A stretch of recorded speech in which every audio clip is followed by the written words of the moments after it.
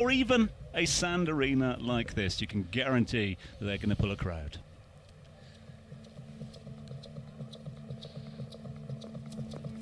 Two games then to look forward to this afternoon. Kick off with the AlUla against Bentley team, and then the next of the two teams will be taking to the arena, or I was going to say take to the field. Can we call it a field? It's not a field, is it? Well, it's an interesting point because we're actually going for a hybrid of rules on this tournament. We've got the posts inside the field for the goals, as opposed to in an arena where you have the goal is on the back wall. So it's kind of, I think we can say field in this one. Sounds a bit peculiar, but I think it'll be a little bit more akin to playing on a field than in an arena. This is the Richard Mille AlUla Desert Polo, live from the UNESCO Heritage Site of AlUla, UNESCO World Heritage Site of AlUla in the northwest of Saudi Arabia, overseen by the Royal Commission for AlUla. Saudi Polo Federation welcoming the great and good of the game back to the Kingdom of Saudi Arabia. I'm going to say big thanks to all of our partners and sponsors, a number of international patrons that have thrown their support behind the event, as have a number of international brands. Big thanks to Richard Mille, Saudia, to Bentley, and of course to Habitas for being on board this year. As always, good to have the support of the various equine federations. The Equine Hospital have thrown their support behind this one this year, as have the Saudi Polo Federation, and therefore we are all set fair. Weather conditions down here in AlUla at the moment, nigh on perfect. It was a little bit chilly this morning, wasn't it? We might have overdressed a little bit. We might be okay. I feel it's a little bit cooler this year, but it was baking hot when they did their inaugural event in 2020. Let's have a little look at the teams then, if we can, EB, because this is the AlUla team that will be kicking things off a little later on. Talk us through the team. Well, of course, we've got the man from La Dauphina himself, the greatest of all time, Adolfo Cambiaso, heading up this team. With a new arrival on the scene, His Royal Highness Prince Salman bin Sultan, a wonderful man who learned polo in St Andrews actually, and has been practicing during lockdown in Soto Grande. And then I think that was before it disappeared, that was Mohammed Al Habtoor, who of course is no stranger to the polo world here in the Middle East, himself owning a club in Dubai. This is the ebullient Jean-François Decaux, who's very happy to be here. Of course, the patron of, historically, the La Bamba High Gold team, but recently Next Generation, which is features Adolfo Cambiaso. Yeah, Adolfo also lining up for the AlUla team this year, as we've seen, so he'll be teaming up with Mohammed and His Royal Highness, as we turn our attention to the Bentley team, who will be motoring into the arena very, very shortly for game one of this year's Richard Mille AlUla Desert Polo. Talk us through this one, Eves. So this is, at the spear point is His Highness Prince Abdul Rahman, a Saudi, of course. Number 2 is Jean-François Decaux, we talked about earlier, and number 3, the most successful Scottish polo player of all time, David Stirling, who's of course not Scottish. He's Uruguayan of Scottish ancestry. I don't know if it was his great-great-great-grandfather that founded the SAS or not. Either way, he's got some pretty excellent survival skills that he'll be demonstrating. I believe that is Prince Salman right there, getting onto the field nice and early.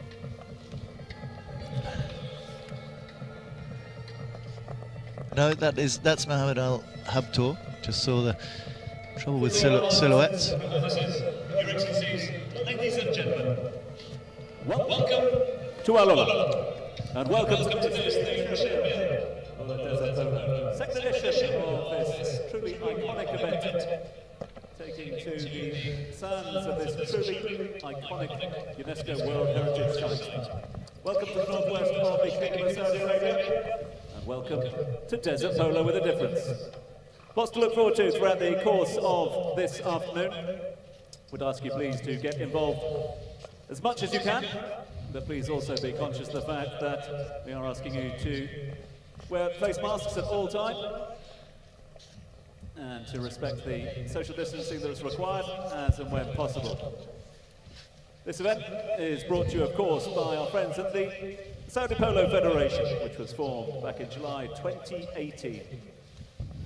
Established this event in partnership with the Royal Commission for AlUla to celebrate the heritage of horsemanship and the highlight the newly discovered UNESCO World Heritage Site. This one being beamed to TV screens the world over, courtesy of our friends at Polo Lines. And I just want to say a big thanks to all of our partners this year. Our title sponsor, Mille, Saudia for being on board, Bentley, Habitas, and of course the Equine Hospital as well. 2 games for you this afternoon, 2 games to look forward to, the first of which will see the home team, if you like, AlUla taking on Bentley. As you can see, the 2 teams are out on the field of play as we speak, and they'll be warming up in the sunshine for game 1. 2 games scheduled for you. The next will follow straight after this. And as always, we will keep you updated with all the latest information, all the latest news and views, but ask you to enjoy this truly unique spectacle. And do get involved and get behind your team, get vocal, throw your support behind all of the 4 teams, and of course the efforts of the Saudi Polo Federation and our friends at the Royal Commission for AlUla.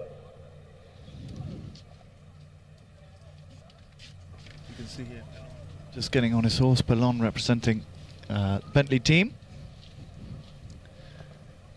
with Jean-Francois and Prince Abdul Rahman.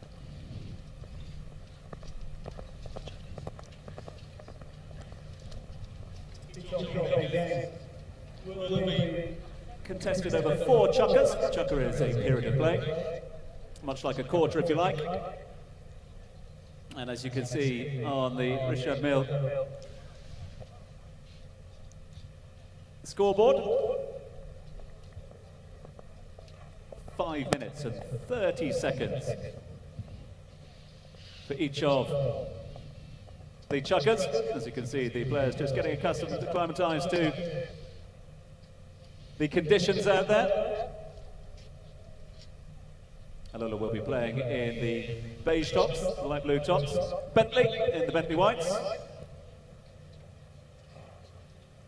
And once all of the players are on the field, your official match commentator, Ibe, will be introducing the teams to you. Adam Snowy Snowden is going to be your match official. Big thanks to Rodolfo Ducos and all of his team for making this one possible. You can see him down there just at the entrance to the Polo Lines. And talking of the entrance to the Polo Lines, enter to the arena, one of the greatest of all time as he makes his way out onto the field of play. Please welcome the legendary Adolfo Cambiasso.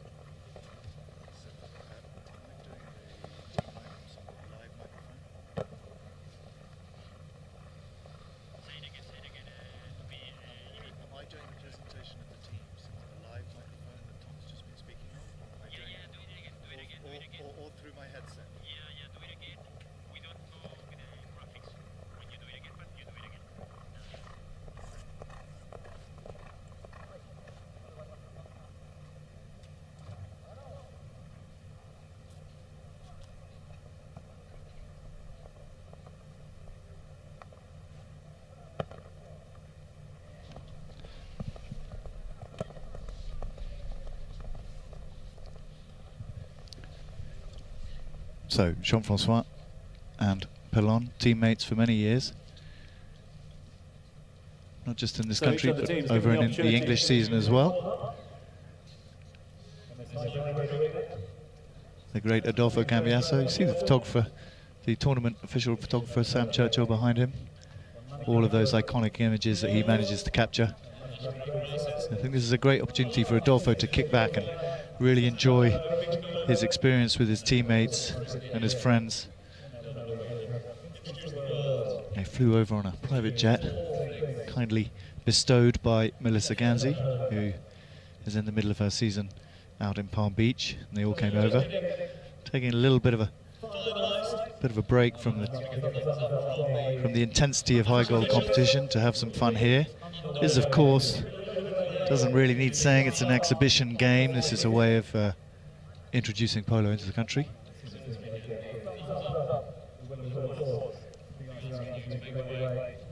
But once the whistle goes, of course, the competitive spirit kicks in too.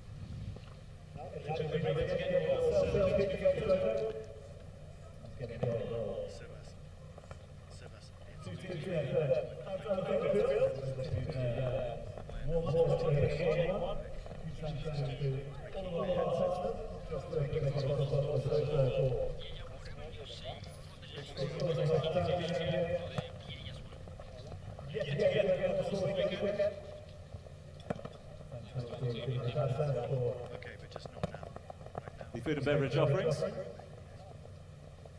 So please do take advantage of these spreads and make your way over and take your pick of some of the fine bites and refreshments that are available throughout. Looking forward to this one. The inaugural edition a couple of years ago was a hit. All the players thoroughly enjoyed the experience, which brings a hybrid, if you like, of traditional field polo and arena polo.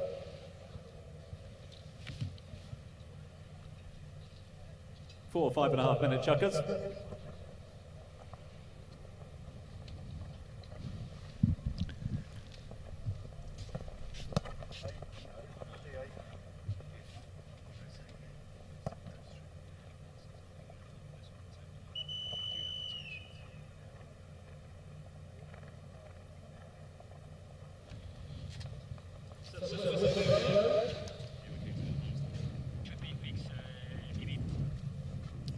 Okay.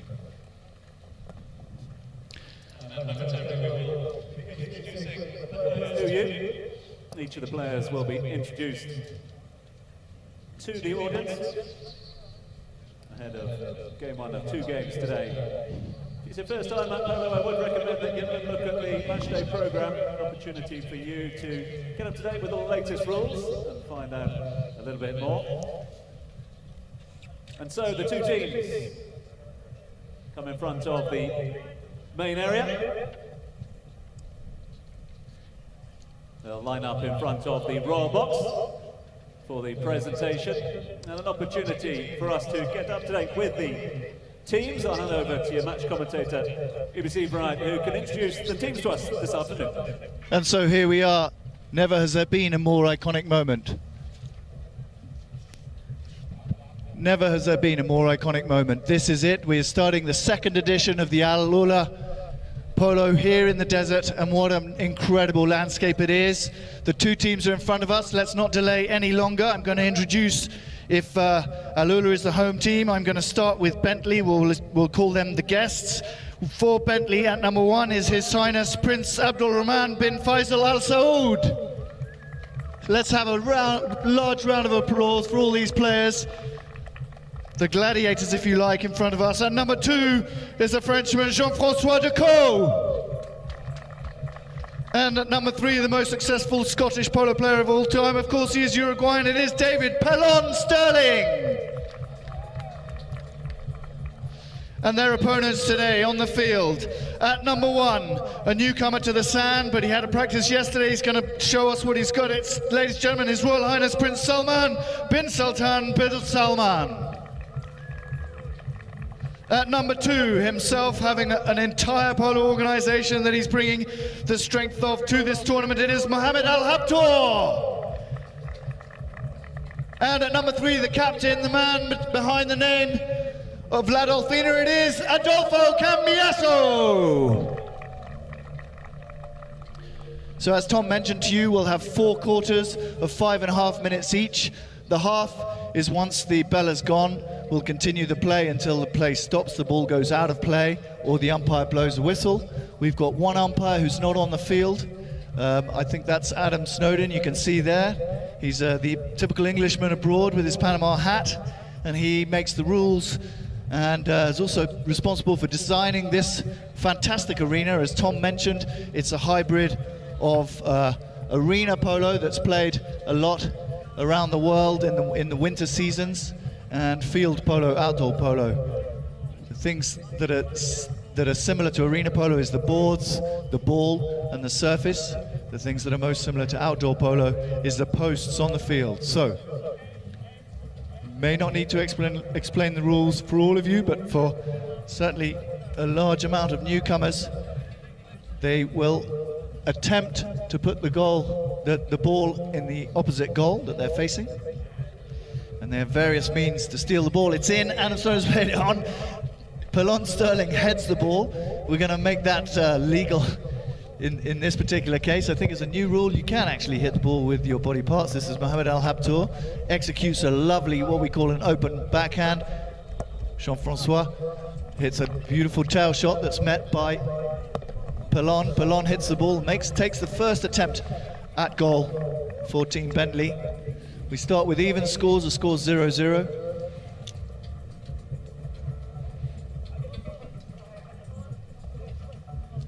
So when the ball goes over the back line, in this case we've come back to the center. Usually the ball is hit out from the back line if the ball goes over and not through the goal.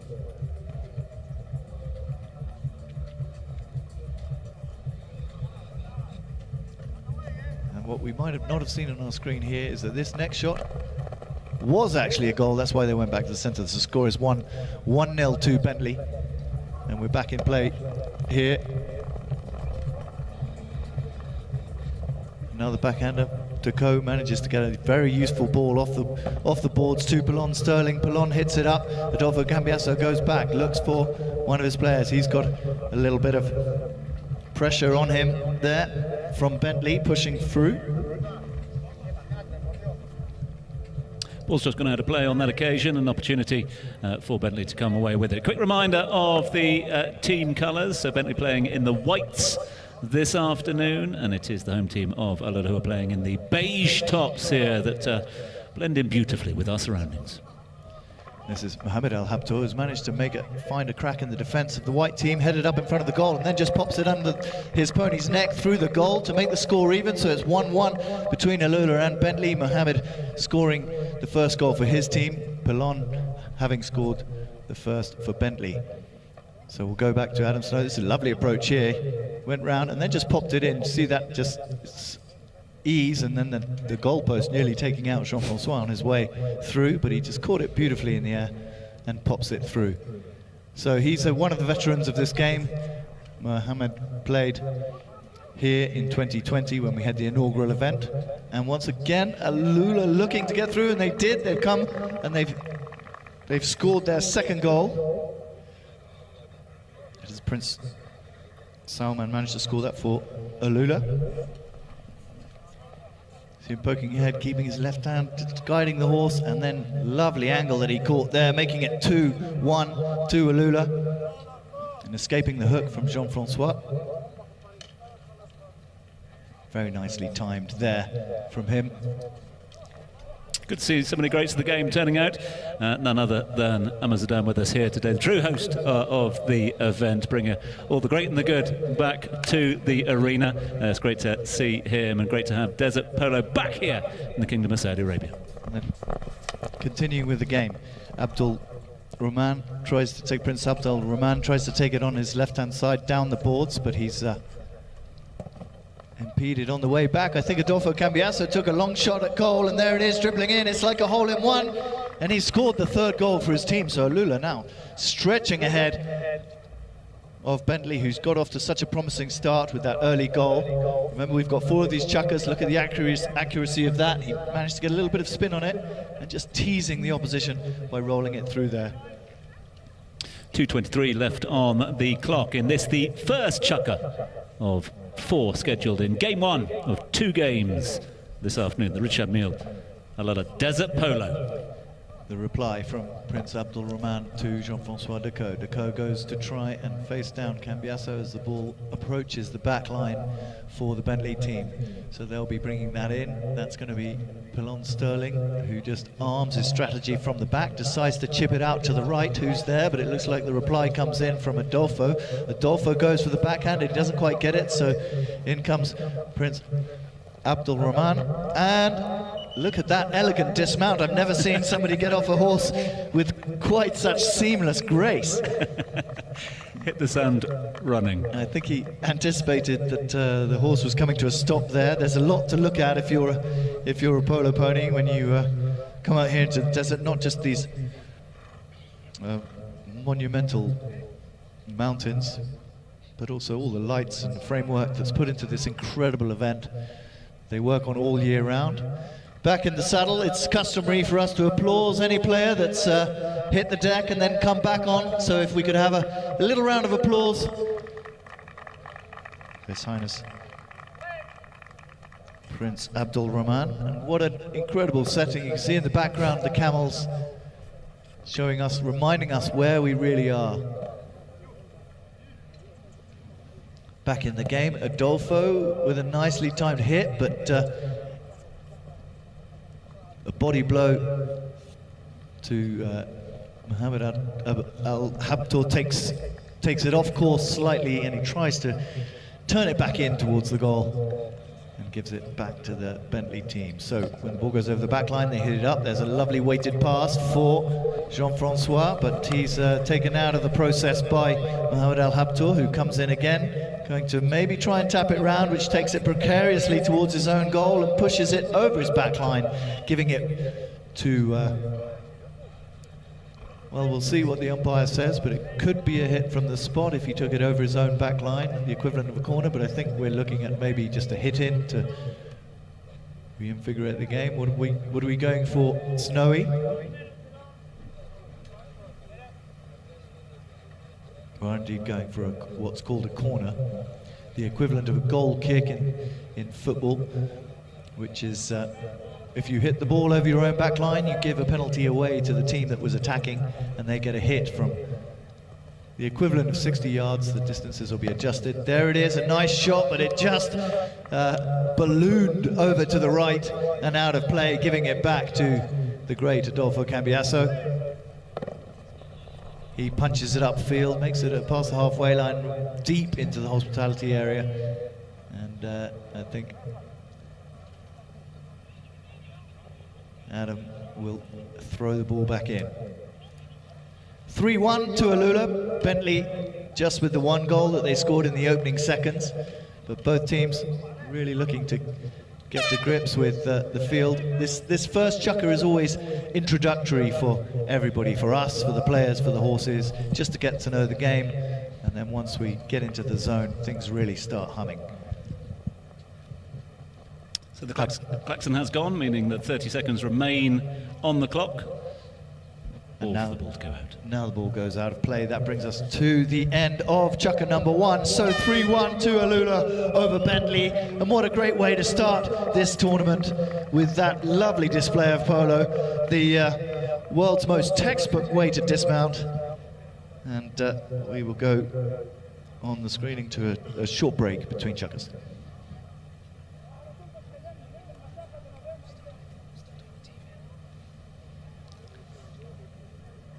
We have a short break between the chukkers here. We make a pause on the live commentary. We've got a score in front of us here. 3-1. Adolfo Cambiasso and his squad. On the field of play, and acknowledge the support of organisations that have made this the second edition of the Richard Mille AlUla Desert Polo possible. It's an event that brings together key government stakeholders in support of the Saudi Polo Federation.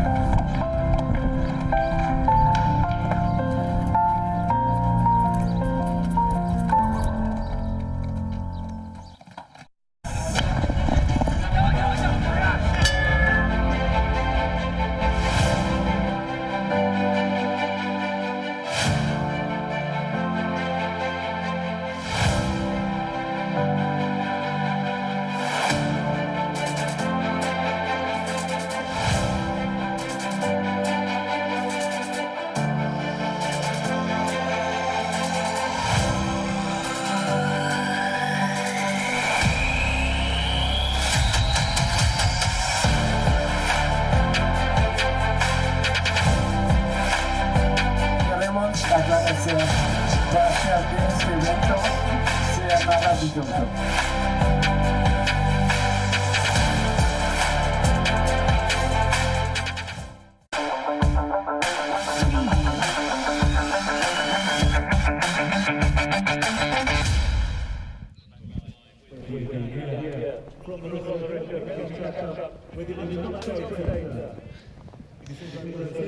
So we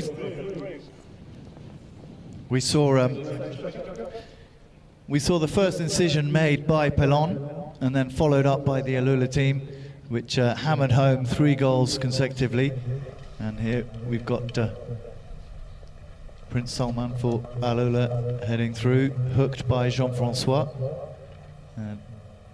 Prince Abdul Rahman leaving the ball to Adolfo, who puts a bit of spin on it and finds it, curls it beautifully around the post, which gives AlUla another point on the board, takes them up to 4-1.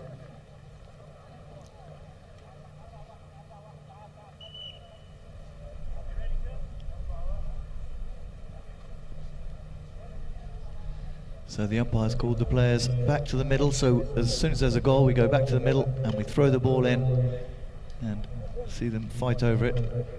Prince Abdul Rahman trying to poke a hole in the defence. He's managed to get through. He's ahead of Mohammed Al Habtoor. He's got 1 shot to go to put through another goal. Is it through? I see the flag waving. It looks like a goal to me, so back to the middle we go. And it's 4-2. No, the flag waved down by his knees. That might mean no goal. I think the ball going just wide of that far upright. Just having another look at it again, yeah, just to the other side of that upright, so no goal on that occasion.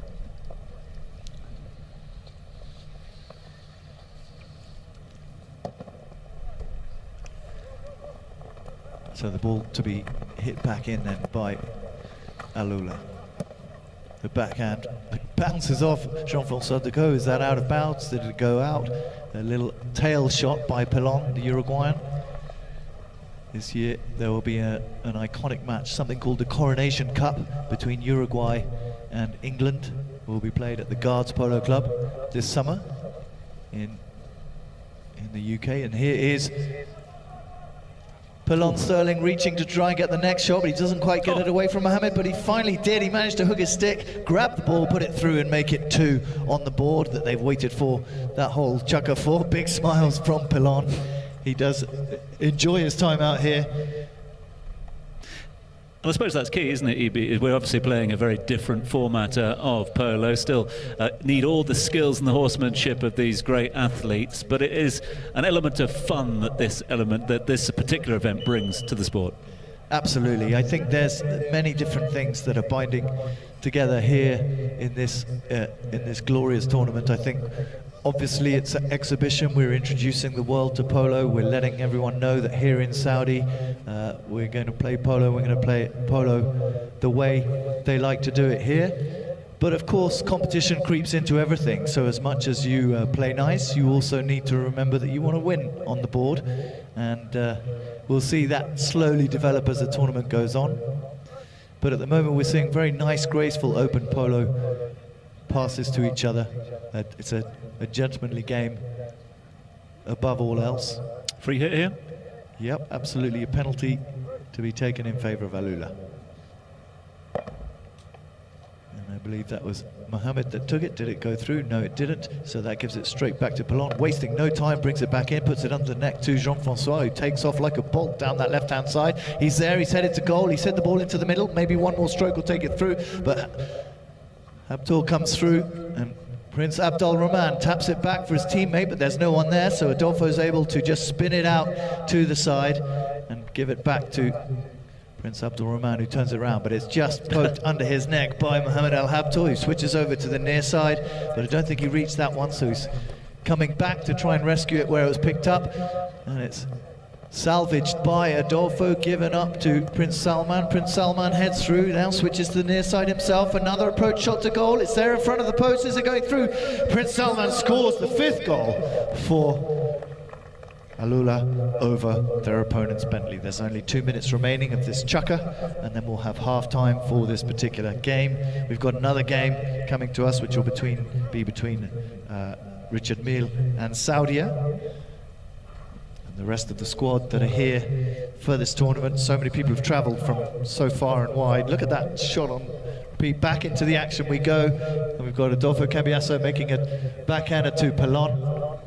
We didn't mean to hit it to Pelon, but Pelon was the first one to turn onto it. Pelon goes in, but it's Abdul Rahman that puts it up. The little shot to stop it by Mohamed Al Habtour, and the ball out of bounds. 5-2 to the home team at the moment. Just over 1 minute remaining on the clock for this second chukker of the afternoon. 2 more still to come after this one. Ball just ricocheting off the back of one of the ponies on that occasion. Jean-François Decaux hits sand, but he manages to resuscitate that particular play, but he has it nicked off him by former teammate Adolfo Cambiasso, who then takes a shot at goal. He was aiming for one of those spin slices that he managed to curl around into the goal in the first period. Prince Abdul Rahman approaching the goal. He just puts it in place for another white player to finish it off. There goes the hooter to signal there's only 30 seconds left of play until the ball goes out. Jean-François takes a shot at goal. A backhander under the neck was ambitious in the first place. If anyone can pull it off, the great Pelon Sterling can. But that brings us to the end of half-time, the end of chukker number 2, where we have another little break. Give the players and the horses a breather. Of course, the players switch onto new horses, and we'll come back for the second half.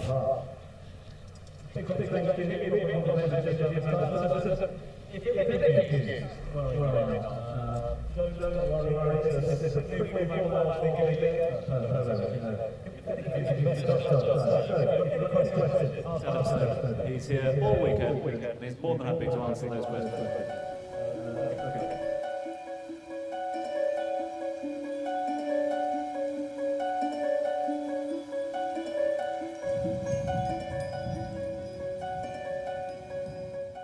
We are here at the Maraya. We woke up quite early for a photo shooting for the whole team. Some Arab horses, Polo horses, and a lot of people.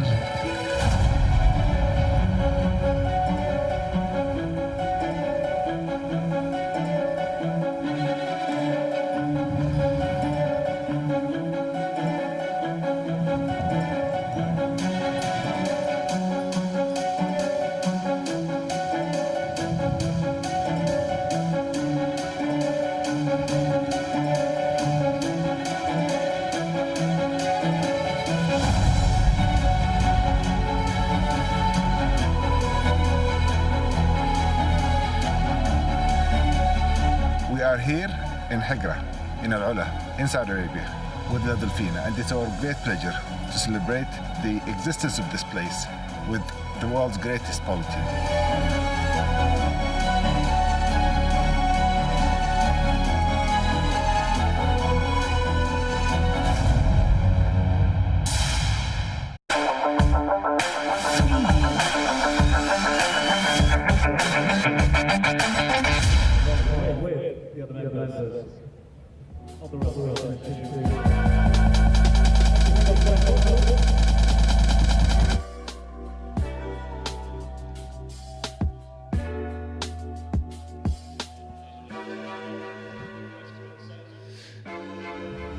So we're just taking a pause between the chukkers. It's half-time for the first game, Bentley AlUla. AlUla seem to have been dominating, and so we'll find players in the pony lines just having a little bit of a break. The half-time break is slightly longer than it is in between chukkers.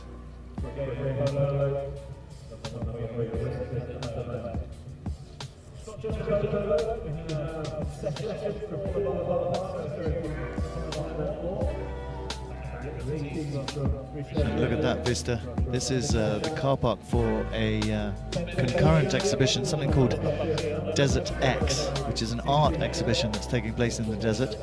And it's a huge project. I'm hoping that this drone footage is maybe going to show us some of the exhibits. There's all sorts of quirky events happening. set pieces. And you see back to our field.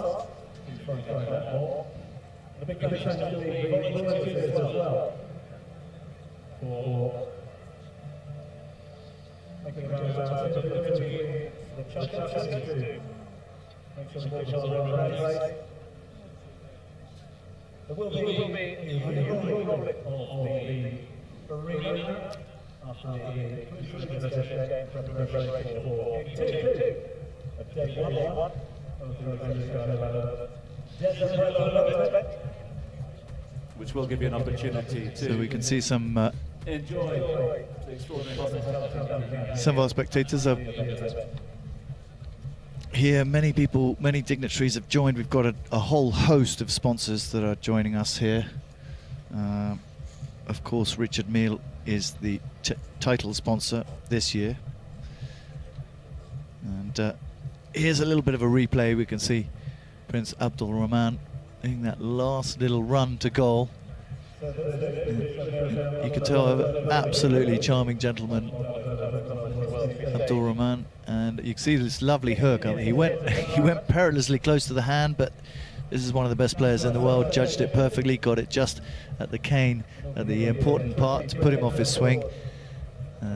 Nothing could stop this play from Prince Salman from going through. It was a beautifully angled neck shot. And this is a man I mentioned had studied at St Andrews, took up polo there. And that one didn't. A little bit of a misfire there, a rare misfire from Adolfo. And I think the very, very hot days are giving the players plenty of time to recover. And of course, our horses nicely shielded here from the sun. Not too punishing, I have to say. It's nice to have a little bit of sunshine, but not unbearably hot, it has to be said. And there's stabling here for something like 300 horses. And so Saudi really means business when it's talking about developing polo in this country. And a great deal of effort's gone into promoting the event. There is a club in Riyadh at the moment, and several programs of training for young Saudi polo cadets, if you like, that will be traveling to Dubai and the UK to learn and train for polo going forward.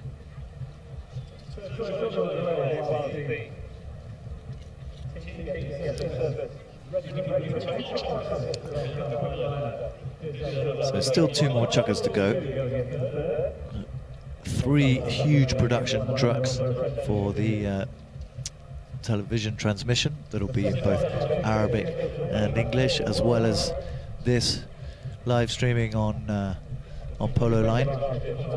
This one's a great shot, this drone aerial view. More highlights there. Lovely court ball from Jean-François Decaux. This goal here from Mohamed Al Habtour was certainly approach to goal. That's why it might be in the very first chukker. Here it is. Yeah, a little bounce. Nicely weighted, puts it through. The avoiding of the hook there by Prince Salman. Beautifully done by him.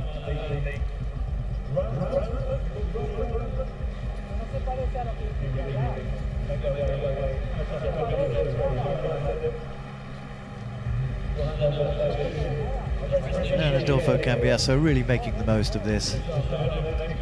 Oh, not the easiest of conditions. It's the absolute best that they've done to get this surface to comply, but you've got so many factors. You've got the simple geography is the first impediment, but we've managed to get a nicer, finer grain of sand this year, so it is actually holding up very well in the conditions. So we'll take a short ad break and we'll be back with you for the second half.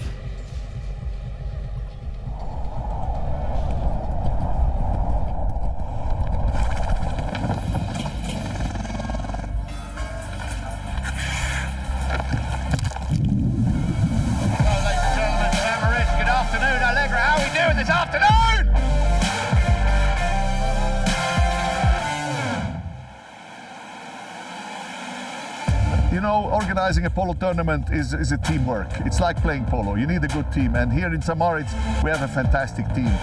We are here on a frozen lake. Underneath, 70 meters of water, only 50 centimeters of ice. And we built a city on it with the weight of about 80 elephants. So you know what this means? It's unbelievable, and it turned out to be another great success.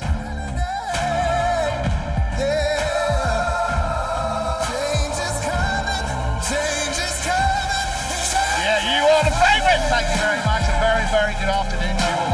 37th edition Snow Polo World Cup, St. Moritz 2022, and there are one or two people, very special people, I'd like to welcome.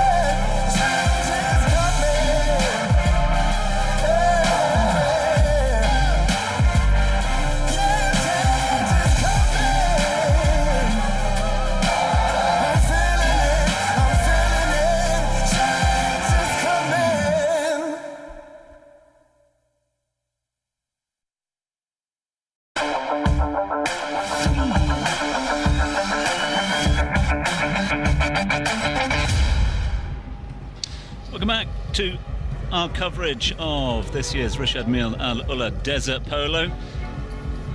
That's the arena, and that is what has attracted a record crowd down here. The desert region of AlUla, northwest of Saudi Arabia, for the second edition of the Rishad Mille. Currently halfway point of the first game. So that's just to give you an understanding of the work that's gone into finalising this arena. Temporary structure in the middle of the desert, attracting some of the great and good of the game.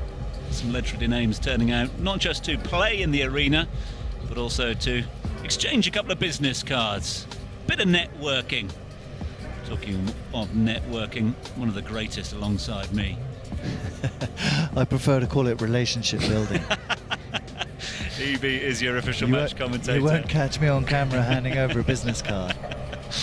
What have you made of the first two chukkers? I think it's gone very nicely. I think the memo was boys play nicely in the sand.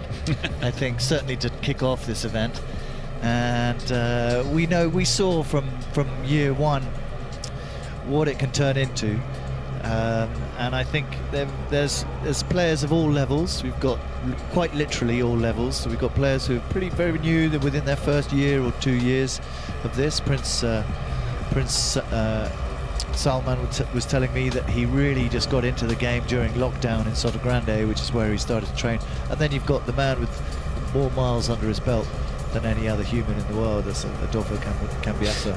Just to that point, because a lot of our viewers might well be tuning in for the first time. Unlikely, but if they are, I mean, how do you sort of make the comparison with Adolfo and what he's achieved and done for the game of polo with other sports?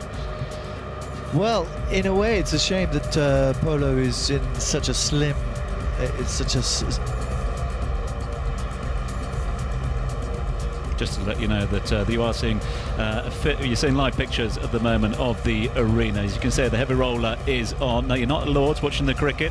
It's just because obviously this is a unique surface, and therefore the tractors and the heavy rollers on preparing for the second half of the game. So it'll be coming your way shortly. But we were talking about the Cambiasso effect. Yeah, absolutely. I mean, I was just saying it's a shame that it's a niche sport. I actually like it that way, but it means that it means that the achievements of the greatest aren't quite reflected in the public eye as maybe those of Ronaldo, Roger Federer, etc. It's not. This is a wonderful streaming service. It's not generally televised to the general public. It's growing year on year, but it's not. Nobody's a household name in polo. Apart from maybe Adolfo Cambiasso, and I think maybe that point in itself shows what the achievement is.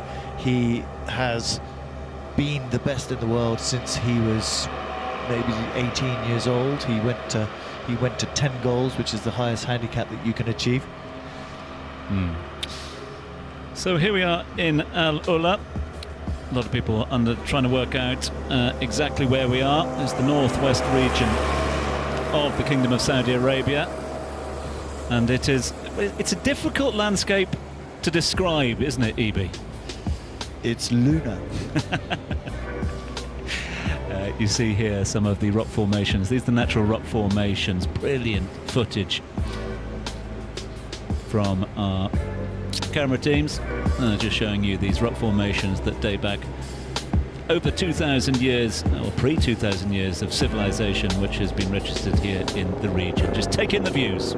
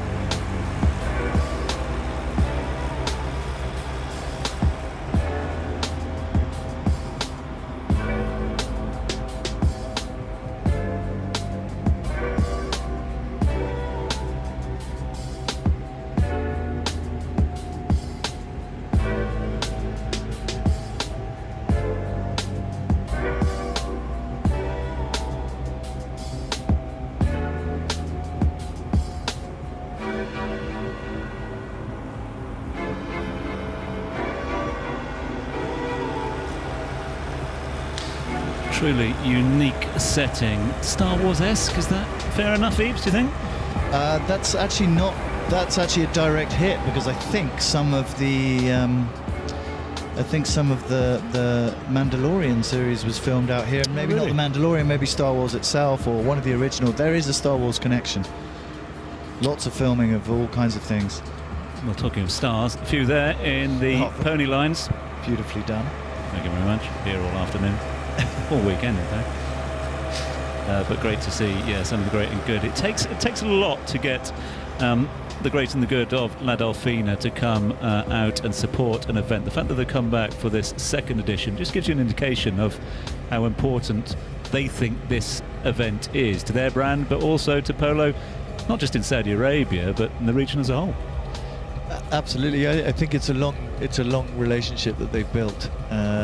So the Saudi Polo Federation have supported La Delfina in their endeavours over in Argentina in the Triple Crown, and Saudi and La Delfina have been proudly flying the Saudi Polo Federation colours whilst playing over there. Here's Rodolfo Ducos chatting to Adam Snowden. So we're going to have a little bit of a look at some of the highlights from the first chukkers. There's a couple of very few dapper gentlemen there. How did they get in? They stayed overnight and underground. They've come up to have a little look. Messrs Boric and Vesti with us here today, amongst Not to mention others. O'Rourke. And O'Rourke as well. Yeah, that's the. We're seeing pictures here of the players' tents. It is a very unique players' tent in the best of the sort of Bedouin and the Saudi heritage. So that's, and this of course is the state of play at the moment. Chukka by chukka, so AlUla certainly in the ascendancy. Absolutely, yeah, AlUla dominating. I believe that's the aggregate score in the second chukka, so it's 5-2, not 8-3, which you could be fooled into thinking. Let's have a look at some of the highlights from the first two chukkas. Talk us through these ones. So Jean-Francois Decaux, even he knows what to do. He plays some of the fastest polo in the world. His team Next Generation featured both Adolfo and his son Perotto, who's pretty much due to be on the same plane as his father any moment soon. I'm willing to put down some money that in 2023 Perotto Cambiasso, who's Adolfo's son, will go up to 10 goals. I think in January he went up to 9 in the US. He might still be languishing on something absurd like 7 in England. But he arrived at the beginning of last season on 6, and he's just made almost that 2-goal leap that Adolfo made when he himself was 17. He went from 7 to 9, and then when he was 19 he was put up to 10 goals. He's remained there consistently ever since then.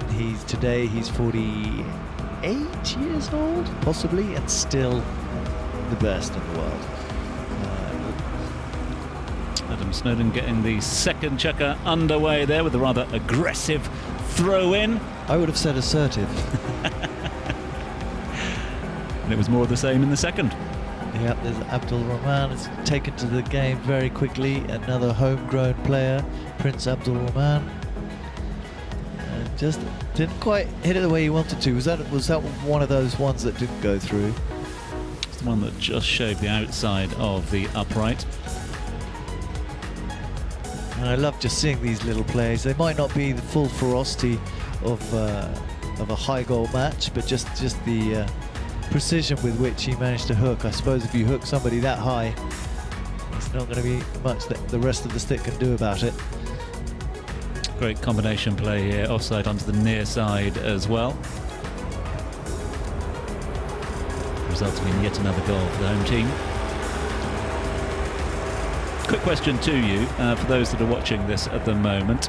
As a player yourself, as a coach yourself, as a lover of the game, what are the sort of let's not ask what the major differences are, because I think they're fairly straightforward. But in terms of the skills, the polo player, what unique skills do you need to compete in an arena like this? On that surface, on this surface, soft surface. Well, I think the easiest way to put it is that you need more of a punch than a hit. Okay. So you need to shorten your stroke altogether and just make it much more economical.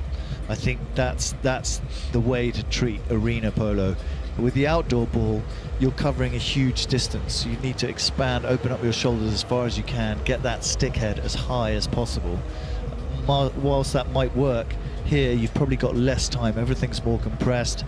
You don't have the space that you have on the outdoor field, so you've got to find a way to quickly get the stick onto the ball and then get the ball away. Everything else is pretty much the same. You've got a man mark strategically, you've got to find the right point on the field, and that's everything with these guys. Even though they've got the full range of technical skills, what makes them stand out from all the legions of other competitors, and believe me, there are so many in Argentina and South America and then across the rest of the polo playing world, is their brains and where they put themselves and when. Plays back up into the saddle down in the pony lines at the moment, which is good news for us. It means that we are moments away from the action. In fact, the iconic Adolfo Cambiasso just making his way into the arena right in front of us in that that now iconic lid of his, isn't it? It is his trademark. Yep, I see them all around the world, and I think it takes a certain amount of audacity to wear the Adolfo Cambiasso hat if you are not Adolfo Cambiasso. I think it's okay for Perotto to wear it though, because I think he has every intention of becoming Adolfo Cambiasso. Mohamed Al Habtour there in picture. Big smiles, all smiles at the moment. Flew in earlier on today along with other members of his team, so he's making his way out into the arena, which is good news for us all down here in AlUla, because it means, Ibi, that we are just moments away from the start of the third chukker. Chukker number 3, indeed. Yep, they're lining themselves up, all the balls on the back line, ready to hit through.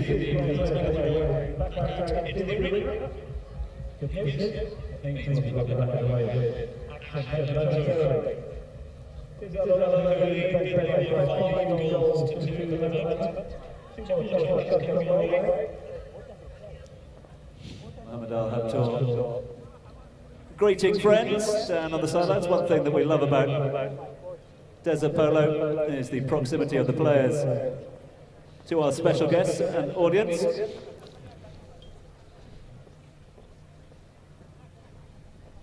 So we'll wait for a full quota of players.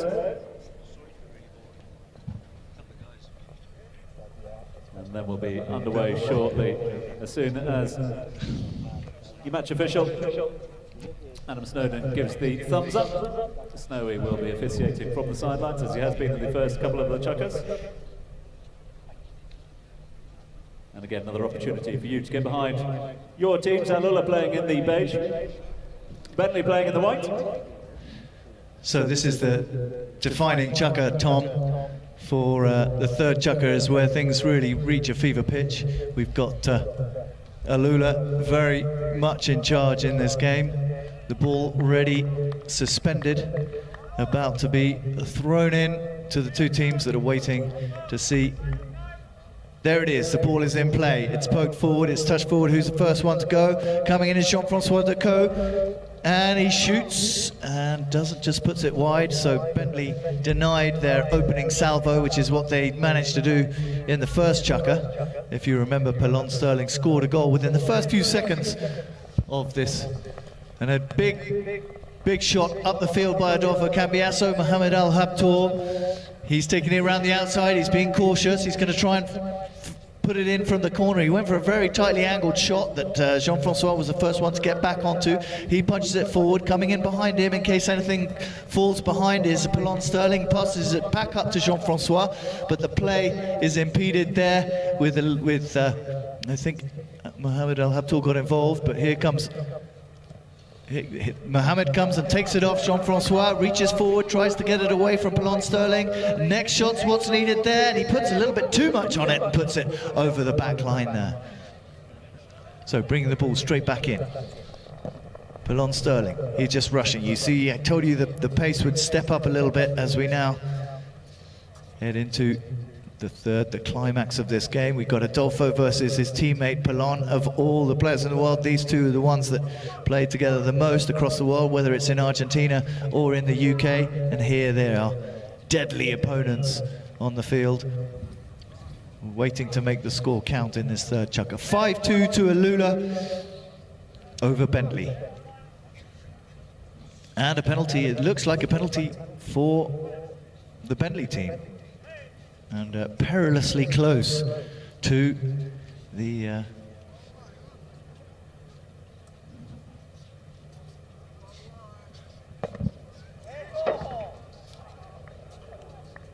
and he scored it. I think it's gone through. Jean-Francois Decaux took that penalty and takes it up to 5-3. All smiles from Jean-Francois at the moment, as is in keeping with all things Desert Polo. Players are enjoying themselves, hope you're enjoying yourself, and of course all those viewing as well. Ball's back in play, let's cross over to your match commentator. And I think this is Prince Abdul Rahman who heads in, but he just took the ball with him and allowed Adolfo Cambiasso to get it back into his grip and see what he's going to do with it next. Another opportunity to look at the penalty. Meanwhile on the field, Cambiasso chasing that ball down. The backhander ricochets off Mohamed Al Habtoor. Cambiasso's taking it, reaches forward, and with total ease just touches the ball through, ushers it quietly through, and puts his name on the board. It's his second goal of the game. Indeed it is, the master at work there, just walking it through the uprights. And he's all smiles as well. Absolutely, yeah, I think he's loving every minute of this game. The ball goes back into play, And Prince Abdulrahman passes it to Jean-Francois Decaux.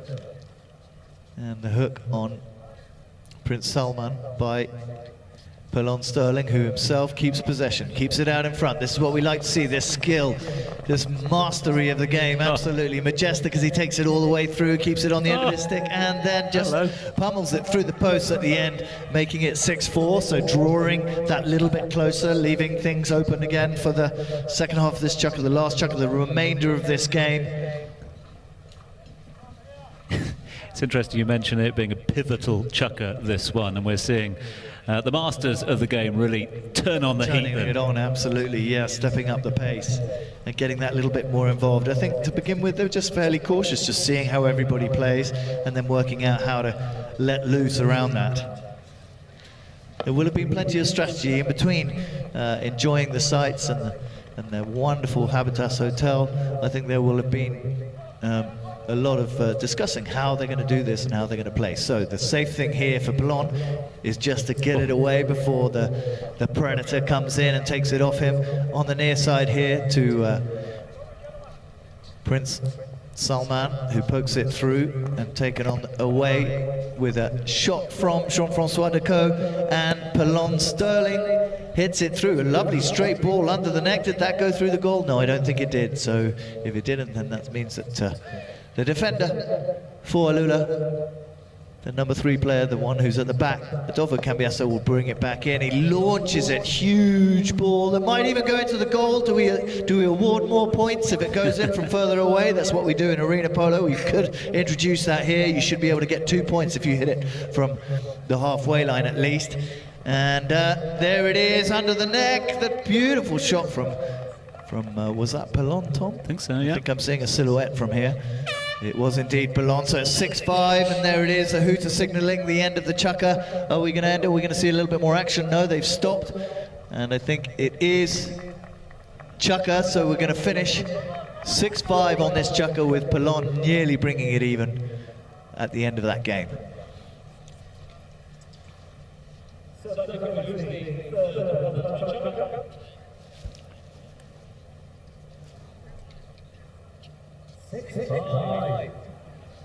Treated to a nail biter, going into the final chukker.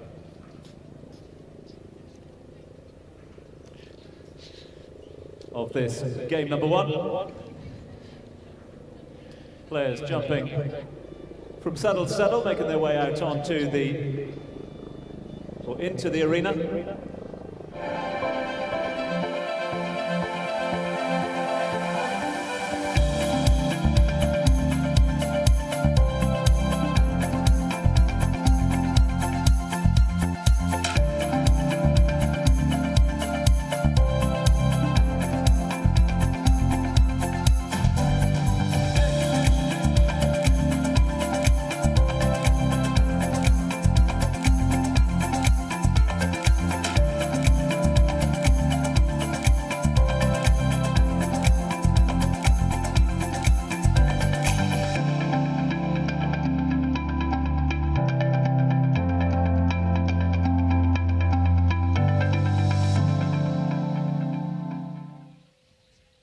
So here, I think we're looking at some of the high,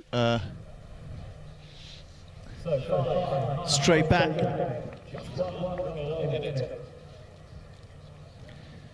That's right.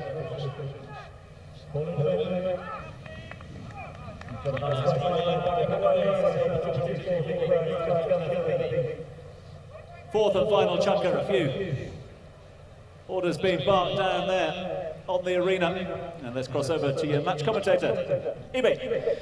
Prince Abdulrahman opened up the play there, and here's Mohammed Al Habtoor just turning it to the outside of Pelon Sterling. The smart thing to do if you see a defender like that between you and the goal, but he was outsmarted by one of the best in the game, Pelon Sterling, who hit a powerful neck shot that swerved out of play. So they come back to the middle. Snowden throws it back in again. No sooner was it out than it's back in. And again, winning all of these winning all of these ride-offs. Bentley team seem to be dominating when it comes to the throw-ins. And here's Jean-Francois Decaux. He's going to have to deliver a tail shot, which is exactly what he does. Is Polo there to reach it? He manages to ride off Cambiasso and get to the tail shot, keep it on his offside before he goes for the steep neck shot. Is he going to do it? Does he get the angle he needs? I don't think he did. So it goes out of play, so it gives it back to Adolfo Cambiasso. 6-5, look at how they caught up with this game. We're looking for some support for both teams. They'll want to hear it. It makes it even more bracing for everybody on the field to hear the support, know who's supporting AlUla. Could be if you're a local AlUla resident or proud of this beautiful heritage that you have here, that you could support that team, or indeed perhaps you're a fan of the most sophisticated automotive brand that exists, Bentley. You could support them too. And just slashing away at hooks, Decaux manages to keep the ball in play. Prince Abdul Rahman comes in, but it's taken by Adolfo Cambiasso, pumps the ball down the field, giving it up to Prince Abdul Rahman. Pelon, who tries to keep it back in play, and then trying to catch it in the air, Jean-Francois Decaux. Mohamed Al Habtour comes in, gets an angled shot that he manages to poke back at Pelon Sterling on this grey, trying to get the ball up into the air to run with it alongside him, three-dimensional, and take it into the goal. Adolfo Cambiasso with a backhand neck shot, almost. Just stops dead in the sand for Decaux to catch nicely and pass back up to Pelon. Pelon just swivels his stick and keeps it in behind Adolfo. Then the big next shot that again just skims past that near post. It's still 6-5. There's only 3 minutes and 20 seconds left of this last chukker of the opening game here in AlUla. It's exciting, isn't it? Very exciting.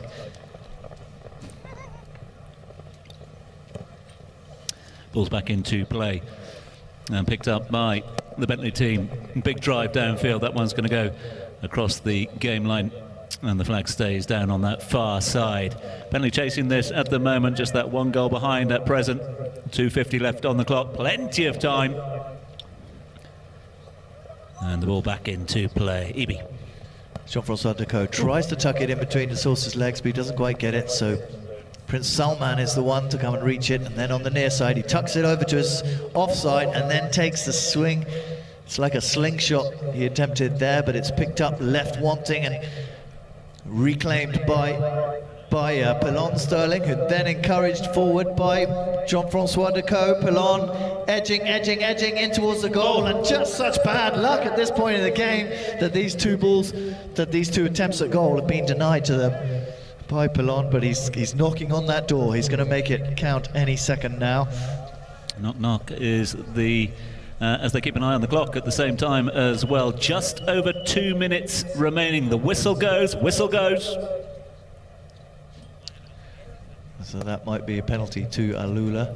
Perhaps turning on the ball is that we're looking at you square, Adam? Is that what happened? And look at this one.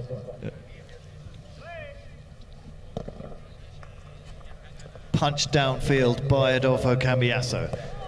Picked up by Mohamed Al Habtour. Unchallenged so far. Abdul Rahman struggling to get to him. Habtour denied on the back line by Decaux. And then another one followed through, but I think that was Prince Salman that hit the post. So this time the bad luck is with the AlUla team, who still have to improve their lead, their slender one-goal lead. Could it be that Prince Salman is the one that catches it?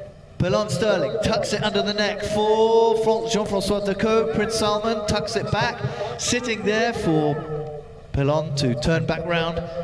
Pelon, David Sterling, most famous Uruguayan polo player in the world, punching it under the head. And he's caught was that Mohamed that he was grabbing around the neck as he approached the goal. Ball has gone out of play over the boards on that occasion, but was punched back in by a member of the audience, and so play on, they say. Jean-Francois Decaux turning it, just shuffling, trying to push through, and the ball over the back line, giving it back to Adolfo Cambiasso. He looks up. What are the options for him? The time is really running out for Bentley to equalise, but anything can happen in an arena like this. Over to the left, he punches it. Who's the first one onto it? Looks like it's Mohammed Al Habtoor. Calls for Prince Salman to go up front while he gets it, and there it is. We're going to play out these last 30 seconds. We've seen the 5 minutes elapse. Will the white team be able to make a goal before the end of this chukker? If a man can operate under pressure, it's got to be Pelon Sterling, but I do truly feel now that maybe time is running out. This is Jean-Francois Decaux going over the ball. 6 seconds Prince remaining. Salman, 6 seconds, 5, 4, 3, 2, 1, and they get the goal just at the end of that. So AlUla made it clear that they were going to take this game away. They had their lead taken from them. They had a large cushion between them. So we now see a break until we have the next game between Team Saudia and Richard Mille.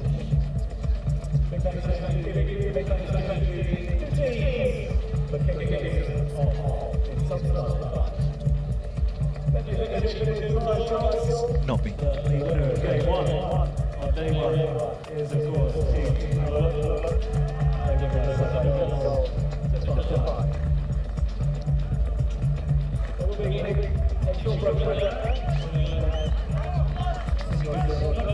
It's the victorious AlUla team leaving the arena.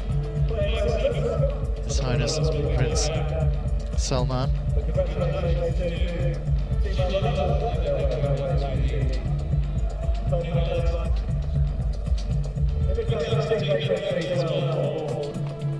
Great spectacle. One more game for you as the players make their way out of the arena.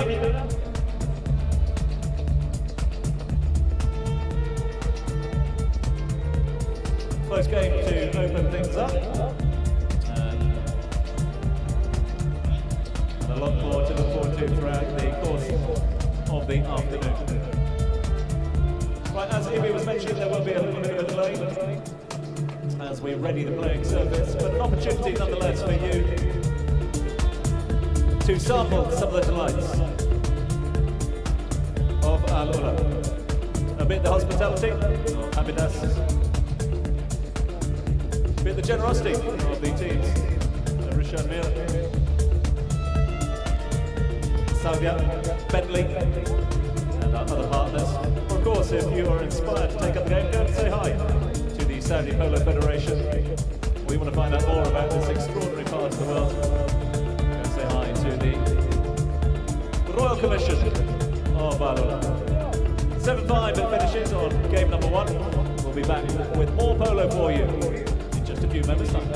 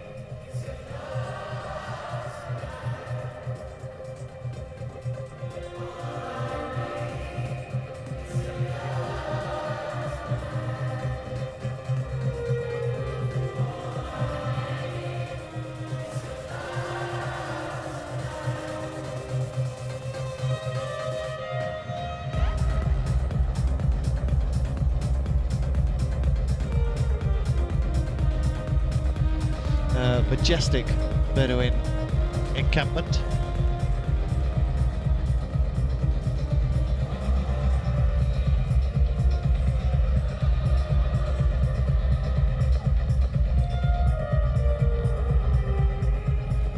Mohamed Al Habtour, welcome back to AlUla. You were here for the first edition and you are back, so it means probably that it's successful.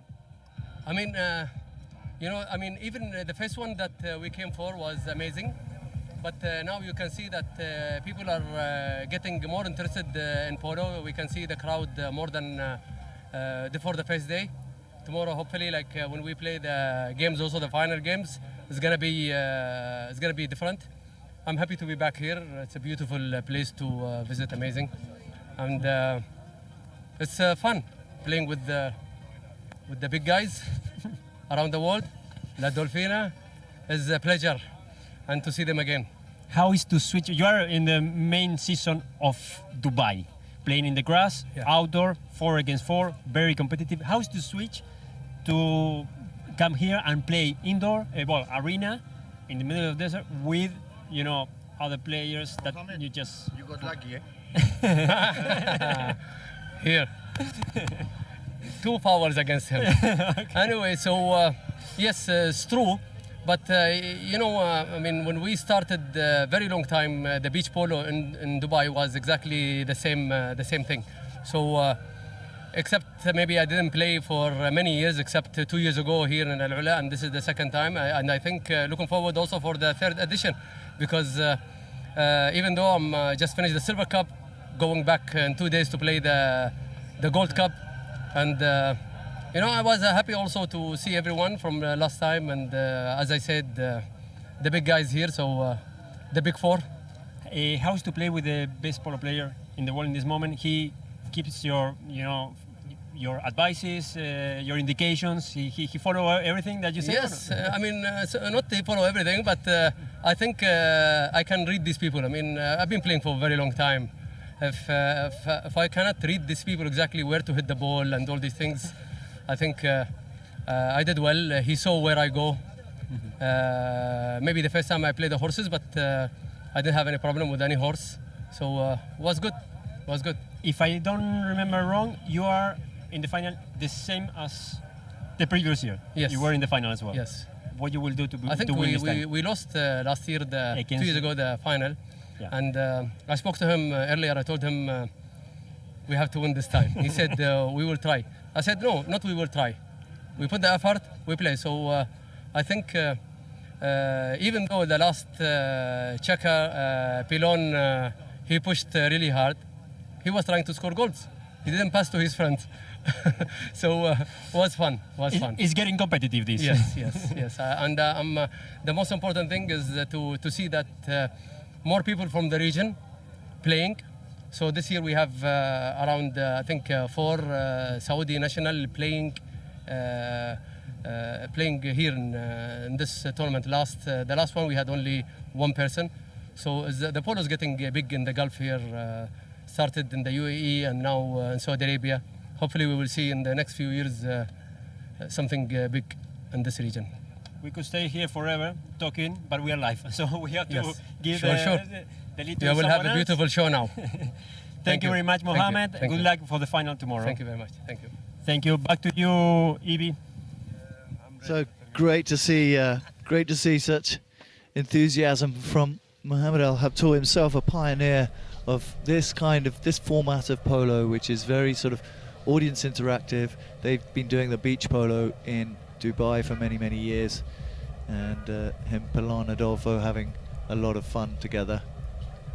And we're going to have a display from local horsemen, which is actually a sight to behold here on the polo field. Very entertaining, and watching them getting carried away. So you'll see that very shortly, and I think in less than 2 minutes. In fact, less than 1 minute now. And that's going to be an absolute treat. And then we'll go into the second game.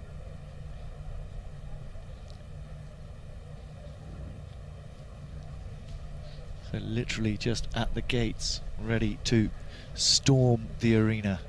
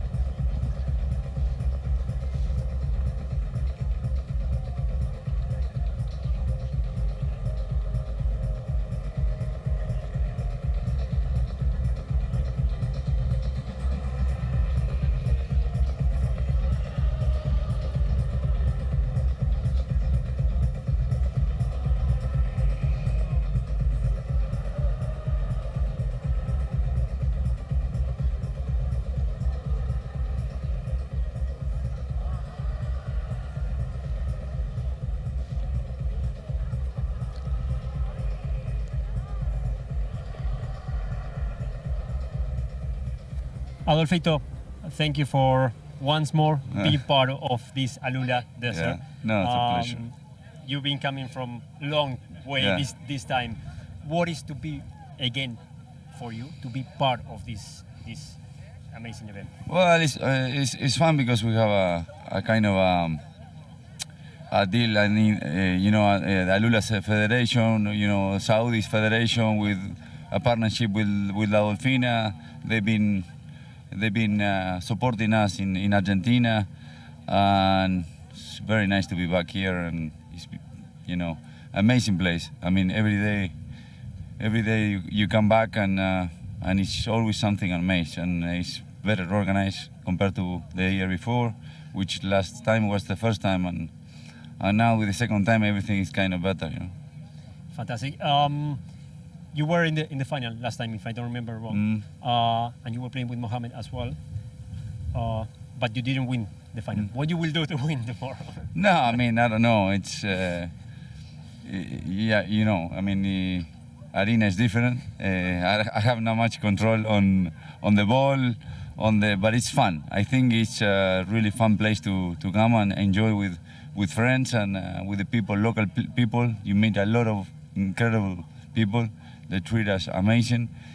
I mean, winning or losing is a part of it. I'm enjoying to be here with my friends and to the local people, as I say. The last one, the surface is not what you are used to play. That's what I'm saying. I have not much control on the ball. On the surface, it's not. I'd rather play on green, and I feel more comfortable.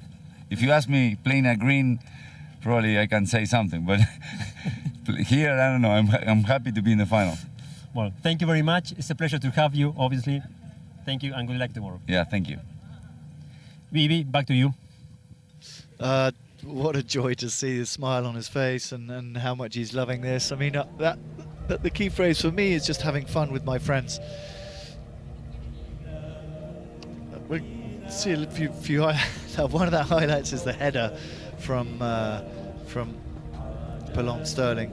I think the funny thing is that for a long time hitting the ball with the body part has not been legal, but there's whispers of a change. I'd love someone to text me and correct me if that's not something that soon is not going to be an actionable offence. Mohammed Al-Habtour getting right into it. It's in tremendous shape, this man. Plays a lot of polo. Like he said, he's just been playing the Silver Cup in Dubai. And look at that. That's a nice touch there from the bounce. Even though it's a bigger ball, he's still managed to catch this very nicely. This, I think, was Prince Salman just creeping ahead, and this was actually what you could call one of the goals of the day.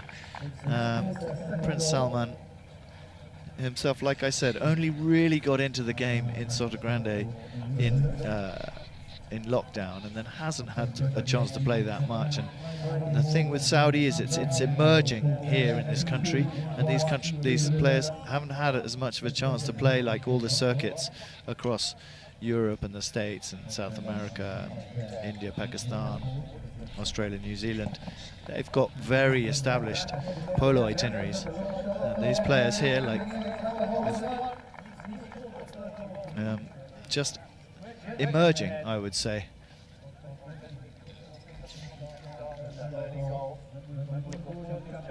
And That one was a real teaser from Adolfo.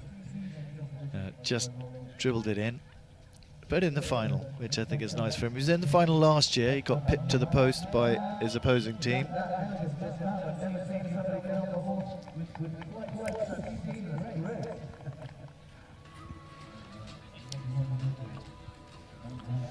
And then here was the subtle dismount from Prince Abdul Rahman. Look at that! He knew that he was coming to a stop and just stepped over the saddle. Wonderful display of self-preservation there. Adolfo Cambiasso hits his own team player on the head, knocks the ball off course, and momentarily puts a stop to that particular play. And I think now is a good time to go to this live display, because I think the horsemen of AlUla, I say horsemen and women of AlUla are now coming, doing their display on the field as we speak. We're still seeing these highlights.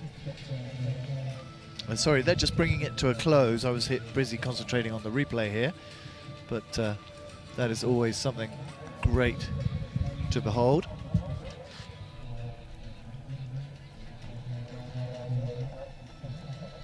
Polo Sterling here, cutting inside, taking in front of goal, and just denied it there at the end. Nope, he managed to. That was the hook that we saw from the other angle.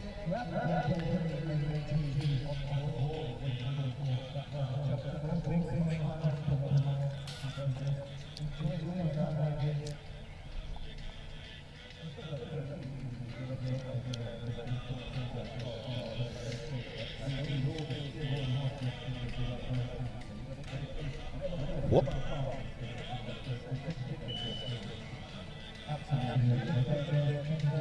Lovely control there from Polo Sterling.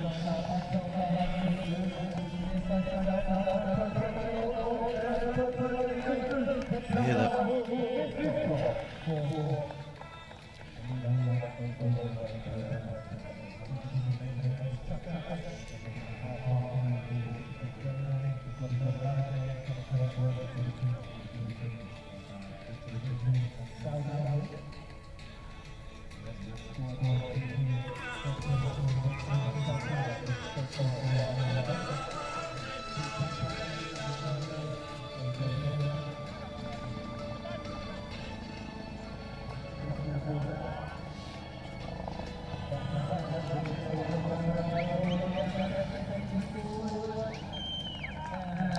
You're watching highlights of game one on day one of the second edition of the Rishad Mille AlUla Desert Polo.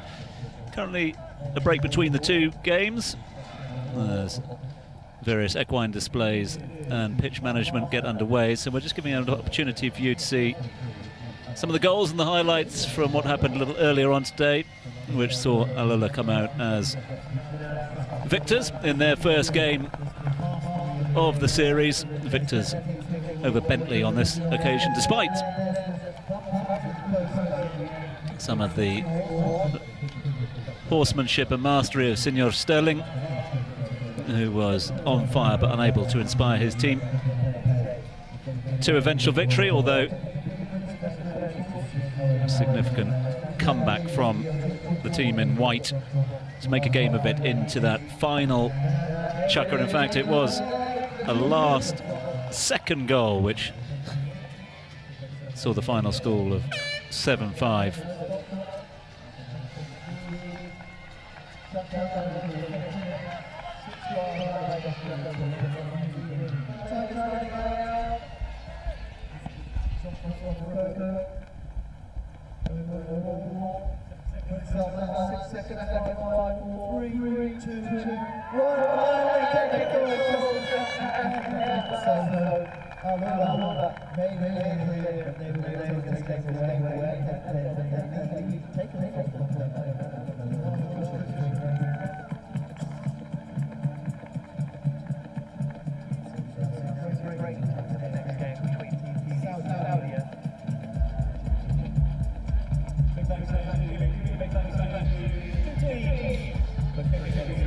So I think momentarily we're going to see an interview with Polo Sterling, who didn't manage to make it to the final, but it will be smiling nevertheless. So there's a cacophony of activity going on right now. There's the big horse display happening in the arena, but meanwhile we're going to go to the we're going to go to an interview that Polon is conducting. But what you can see on the screen in front of you is pretty cool. These guys doing plenty of tricks. So meanwhile, we've got Sebastian Amaya interviewing Pelon Sterling. So let's see that. Pelon, well, we're in danger here, I guess. Oh, which is amazing. It's really good fun, and it's impressive. And the way they ride and the activities they do, a lot of fun. It's not the first time you come here. What are the impressions of this second time that you are here?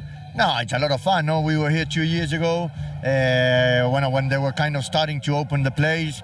Unfortunately, we all know that because of the COVID, they had to delay everything. And it's really good for us to be back.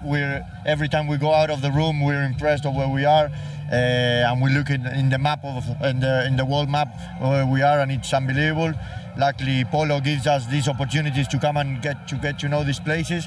So we're really happy, and I think it's much better organized. I think there's more. I think the first year we came, there were a lot of players from abroad. This year, there's only 2, I think, from abroad and all local. So that means a lot for Polo. That Polo means that it's growing and people are getting enthusiasm on trying it. You're coming from far away. I mean, from Florida, US, and from the very moment that you arrive, there's a fixed full schedule. Yeah. How you do with that? No, it's fun. No, you go to everywhere. The locals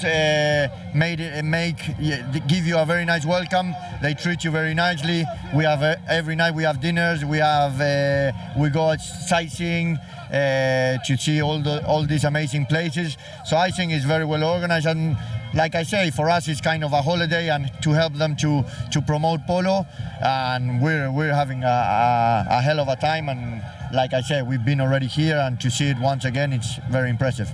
Well, I will leave you free, because if not, we will you have to be watching where the back legs are.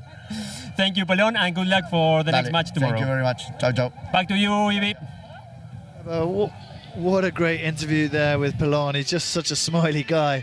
I think we need to interview him all the time. He's just a really bubbly personality, and just such a force for Polo around the world. It just goes to show what a great time he's having, and all of them. I mean, I think it's a big deal for everybody. And meanwhile, so we'll just leave you with some of the footage of this. We're going to maybe see some replays, and then soon we're heading into the second match of the day.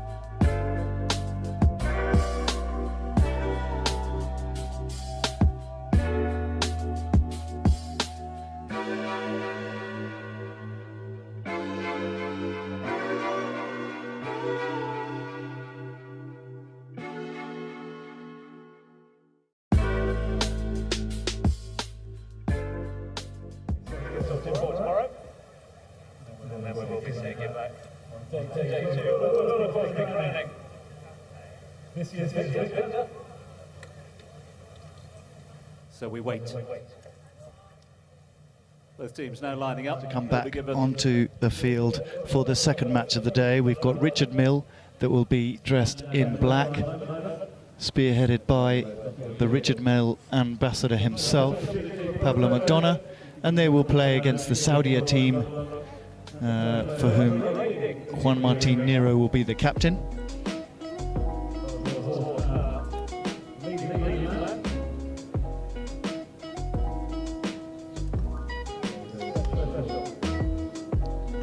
Love these drone shots of this area. This landscape was designed for drones.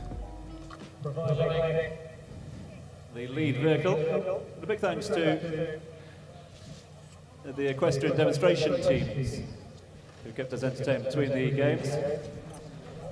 So you can see they're anxiously waiting for the moment to enter the arena. They'll be led in by Bentley, which is the official automotive sponsor of the tournament. You can see Melissa Ganzi's here.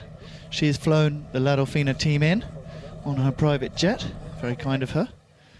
Try and hope to hitch a lift back. We've got Dr. Hossam Zawawi is playing. By the rules of Desert Polo. And also Prince Salman bin Mansour is playing at number 2, and then Juan Martin Nero. So that's the team in black. And they're playing against the team in blue, which is Saudi.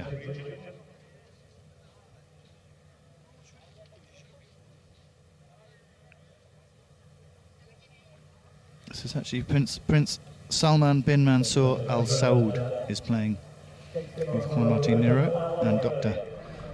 Hossam Zawawi. Pablo McDonough's team is Noor Abu Qadra, a young man. I think he's barely 16, playing with Melissa and Pablo. So Noor is a useful player, actually. Knows his way around a polo field these days after a heavy season in England.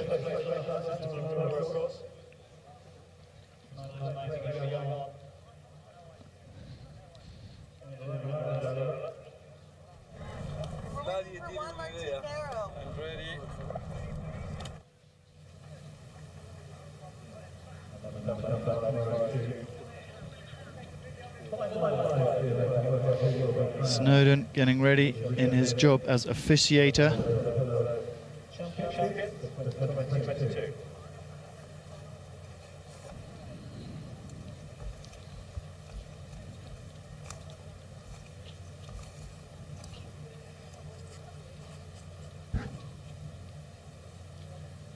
And they are just waiting patiently for the moment to come that they come on and perform in the second game of the day.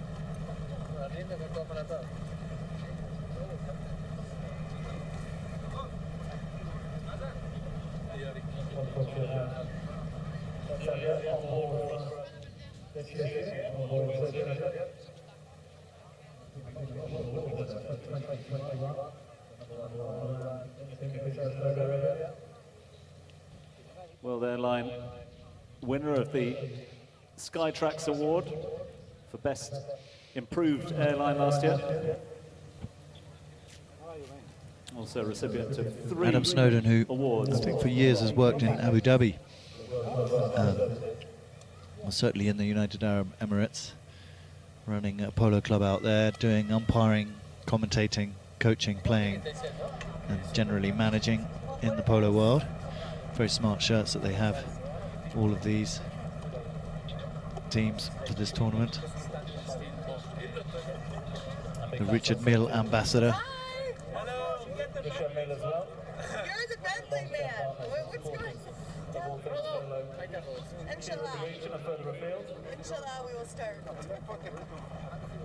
Huge thanks has to go to hopefully this month Melissa Ganzi and all of the Ganzi family for their ongoing support of polo around the world. Great to have Melissa with us here today.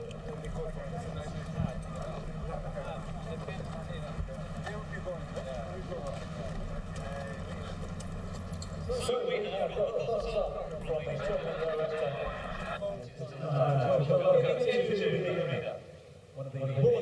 So it's been green-lit. Team number 2 is in. He's got the responsibility of leading out the 2 teams. Mille, our first in lead out behind the Bentley. And a huge thanks to and all the team. And, Riding high as they come round.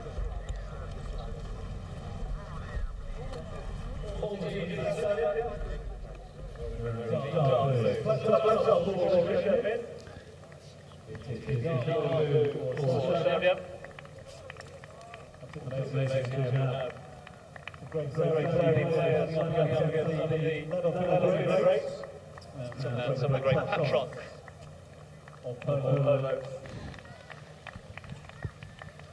Two teams parade behind the Bentley in front of the Royal Box. And the dedicated hospitality areas. They will then circle at the far end when they will come through the goals, take up a central position, and then we'll introduce the teams individually to you.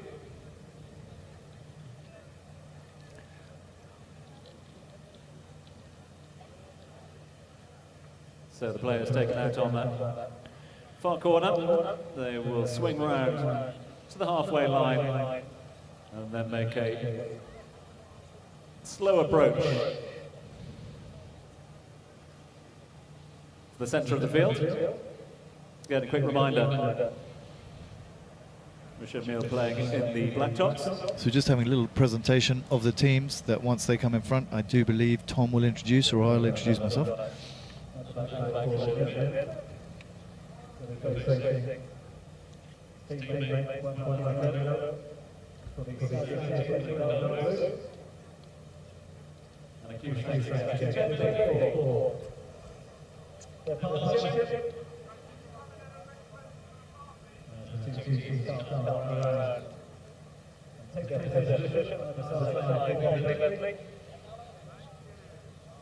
So we have the team presentation. Tom Urquhart lighting up the teams.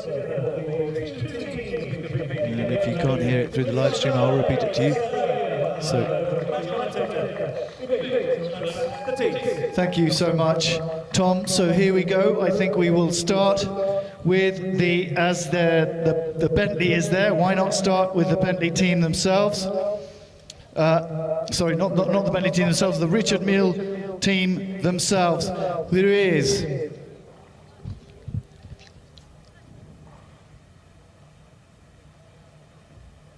just lining themselves up. They are Richard Mille at number 1. Ladies and gentlemen, Noor Abu Kadra. At number 2, it is Melissa Ganzi. And number 3, the Richard Mille ambassador himself and one member of the fantastic quartet La Dolfina, it is Pablo McDonough.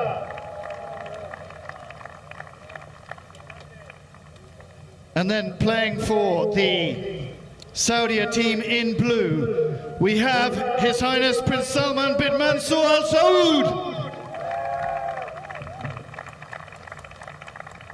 And it is Dr. Hussam Zawawi.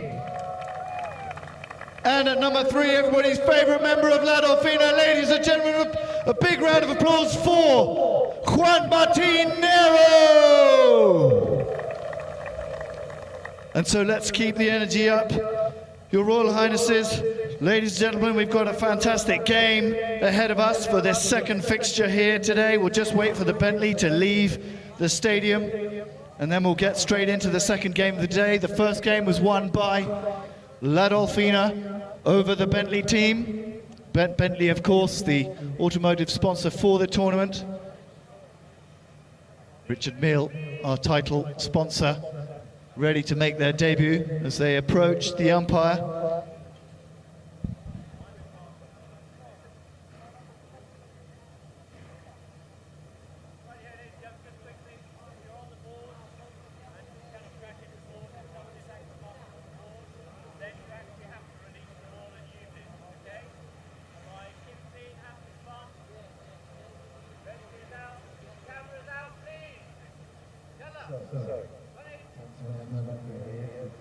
we got the players in front of us. 4 chukkers, remember, each chukker 5.5 minutes. After 5 minutes, the first hooter goes. They change ends at every chukker. A chukker is an ancient Indian word meaning a round, as in a round of boxing or a round of golf, and we'll have 4 of those, so it's like a quarter. In between each chukker, the horses are changed, the players go back and change, and in half time they'll have a little bit of a break from the heat and the action, and then they'll come back. So we can see here, we've got a lovely aerial shot that you can see on your screen, the other side of the arena. The stands are packed. This is set to be one of the most popular events here, certainly in the equestrian world. And it's in, the ball is in, they're off. The first touch of the ball, Noor Al Qadra spinning inside the melee as he tries to get the ball away. It bounces back, Noor Al Qadra gets away, he's out in front, he's reaching down. Will he be the first one to score? And he's done it straight away. Noor Al Qadra has scored the first goal for his team.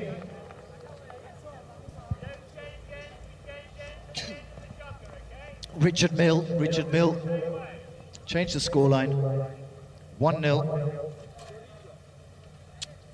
So you can hear Adam Snowy Snowden, match official, barking the orders. He lines them up back again, ball's back in. Let's cross over to match commentator Ibi. And no sooner was it in than I think the whistle was blown again. I think there was a little bit of a hold up there against the boards.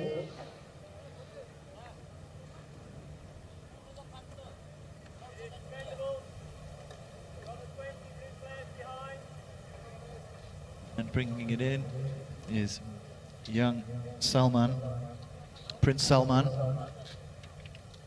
an exceedingly nice young man who you can find some brilliant images of in front of some of the monuments out in the desert. Him coming to take this hit in. And it's through. So it's 1-1 now between Richard Mille and Saudia. So Prince Salman Al Saud scoring the first goal for Saudia.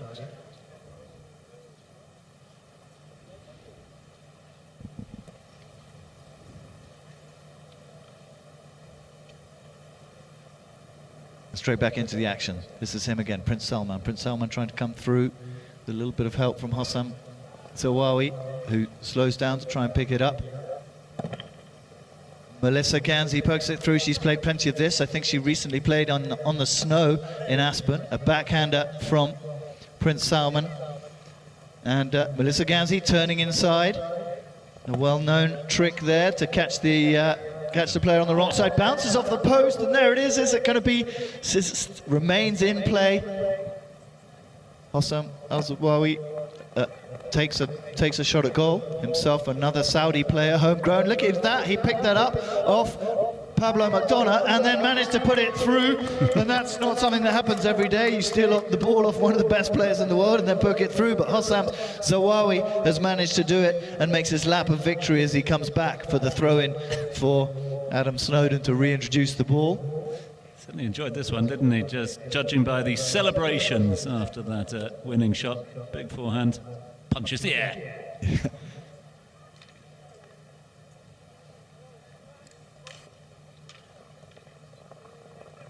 And then reaching ahead. I think that looked like Noor Al Qadra. And it came through, so so it's 2 apiece again for these teams. And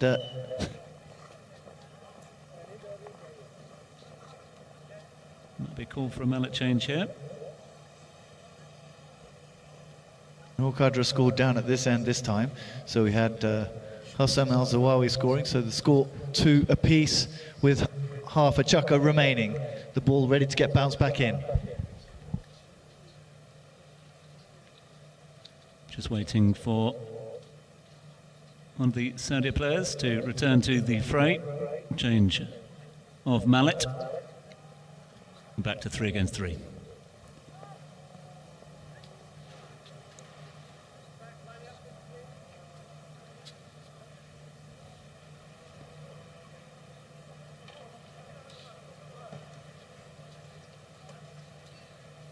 So the two giants of the game have barely touched it. It's been mostly the amateurs, the gentleman players and lady player that have been doing most of the action. Oh dear, Noor Al Qadra gets crushed between two players. Crushed between Prince Salman and Hossam Zawawi, but all friends on and off the field there. We'll see if we'll catch that, what we call a sandwich in this sport. And meanwhile, a cheeky shot was taken while that was all happening.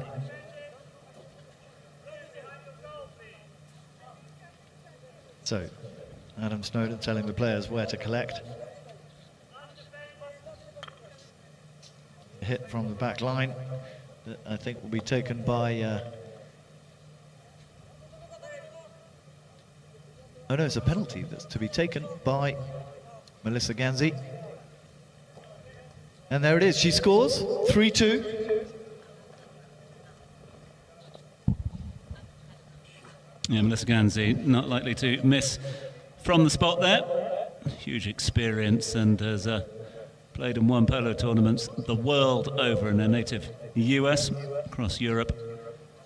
And we'll be going to try and add the Middle East and Saudi Arabia to that long list this weekend. So, Pablo McDonough, the first that we've seen of him in this game, ready to lend his expertise. If you remember in the last match, Adolfo and Pilon were just using the first chukker to ease into the game before they really got the lay of the land, worked out how everybody's working on the field, and the same is happening with these two legends, Juan Martin Nero and Pablo McDonough. But battling it out is Noor Abu Qadra at the back, trying to cover the defense, and the Richard Mille number 3 comes in. There's a backhander from Hassam Zawawi, picked up on the full bounce with a full swing by Pablo McDonough, but Juan Martin Nero delivers it into the middle. All calm and collected here from Pablo McDonough, makes a next shot. And there's a backhand, a tail shot by Hassam Zawawi, nicely put. Will it be picked up by his teammate?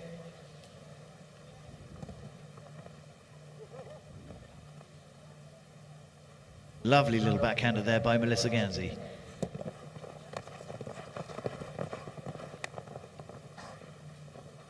That ball just drifting over the goal line a little too good on that occasion, and the klaxon goes as well, which means that they will head back to the pony lines. It's the end of the first chukker.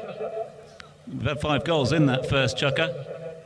It is the title sponsors, Richard Mille, who lead this one by 3 goals to 2 going into the second.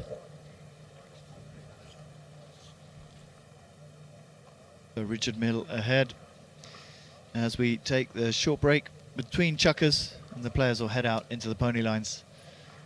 And we have some ads here on the live stream.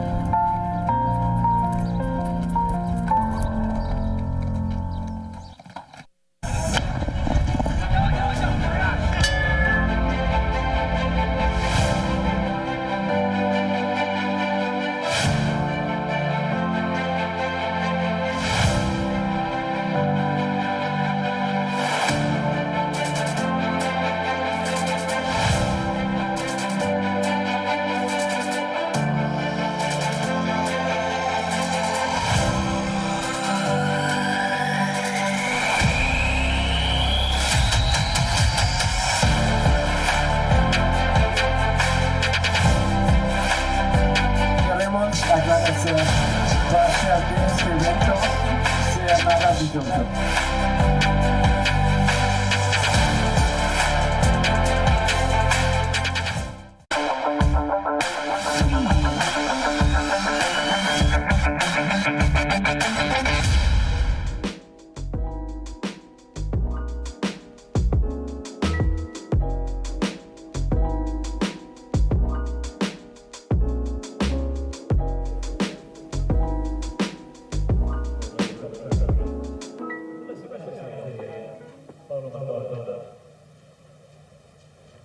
Wearing the colours for Richard Mille. Good to see the great and the good of Richard Mille with us here today, taking up their position in the hospitality areas. Okay, yep. Do pop on over. Yep. So here we go. Juan Martin Nero. It's been fairly quiet in this chukker. Just having a quick chat with Melissa. And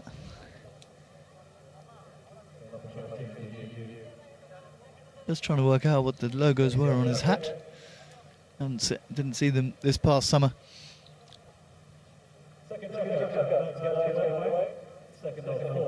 And there's Noor Abu Kadra.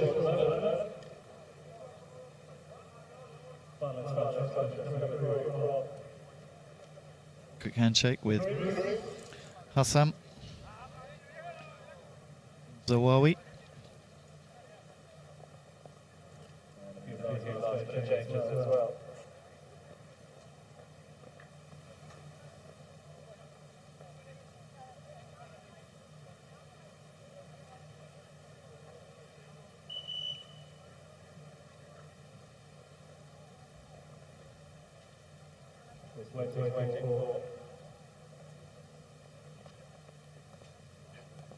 Just one more player, I think, that we're waiting for here on the field. Look at that glorious event build. It's huge. You can see there behind the grandstand, there's an entire indoor area underneath. There's a mosque hall, and there's lots of reception areas that are on a lower deck, and then you've got this viewing deck here built alongside the whole length of this arena. And it's pretty full on day one, which is impressive. Last year, sorry, not the last year that we did it, year one, was difficult to get the stands filled.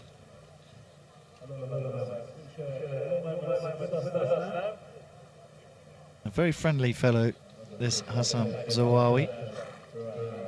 I couldn't figure out where he was to begin with until he started speaking Arabic, and it turns out he's a Saudi, but he looks very similar to Brazilian polo player Mansour. Thank you, Tom. And so we go into chukker the second. The score 3-2, Richard Mille, the title sponsor, just poking ahead. And then Prince Salman trying to steal it off Noor Abu Kadra. And just leaving it underneath, just resuscitating that play is Zawawi. Zawawi pumps it upfield, where it's then picked up smoothly by the Richard Mille ambassador, Pablo McDonough. Pablo McDonough. Juan Martin Nero, nicely timed backhand that just stops it from going through the goal, but it might still be in play, I think, or perhaps not. It's drifted over the back line, so that'll give it back to the team in blue, the Saudi team, to hit out. Smoothly defended here by Juan Martin Nero.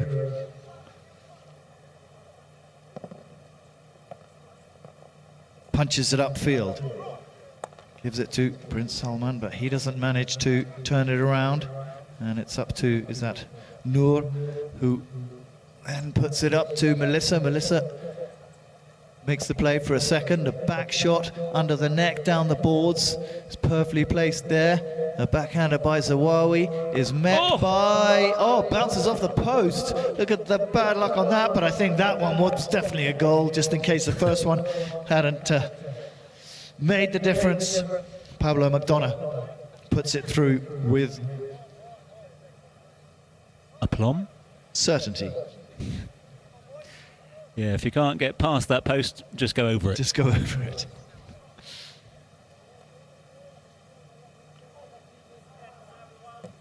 Put it back in. This is Noor Abu Kadra. Nearly hooked off the ball by Juan Martin Nero, who just plucks it out from underneath him. A nice gentle ball. You want to make sure that you don't miss it. Now the two Titans go head to head. The hook comes in, cancelling each other out. And meanwhile, Noor is free and loose and able to get down the field. Zawawi comes across, rides over the ball, but we're going to let that one slide for a moment. He still comes through.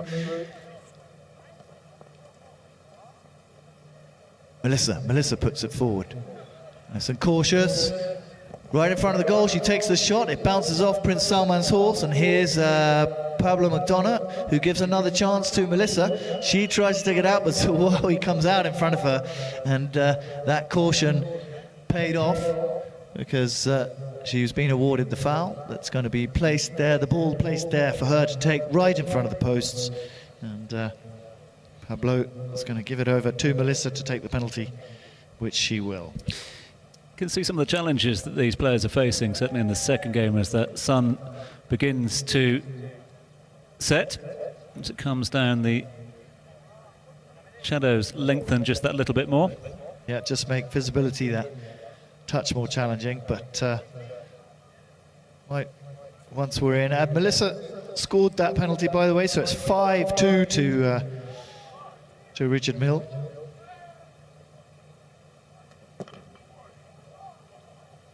Backhander from Pablo McDonough. Juan Martin Nero taken out of the picture by Zawawi. And then in comes, look at that spinning shot. That's got to be goal of the day there from Prince Salman Al Saud. That was absolutely terrific. Look at that, and he knows it as well as he comes round on his victory lap. Wow. I mean, nailed that. Oh. Very nice piece of action by him. It's a knack once you get used to this outdoor ball. There has been a whistle, so Adam Snowden cancelling out that goal. Oh dear, such a spectacular goal as well. Anyway, back into the action. In comes Juan Martin Nero. Ball ends up underneath him. How's he going to get rid of it this time? He moves the horse legs out of the way, pumps it back into space where it's up to Pablo McDonough to deliver it himself. He gets it right back upfield for Melissa Ganzi. She's got to deal with getting it away from the boards. Pushes forward, just scrapping to get her stick out from underneath her, and then there dribbles over the back line, and nothing that Prince Salman could do anything about. All the more bitter as his last spectacular goal was cancelled out. But the score still, the score now 6-2.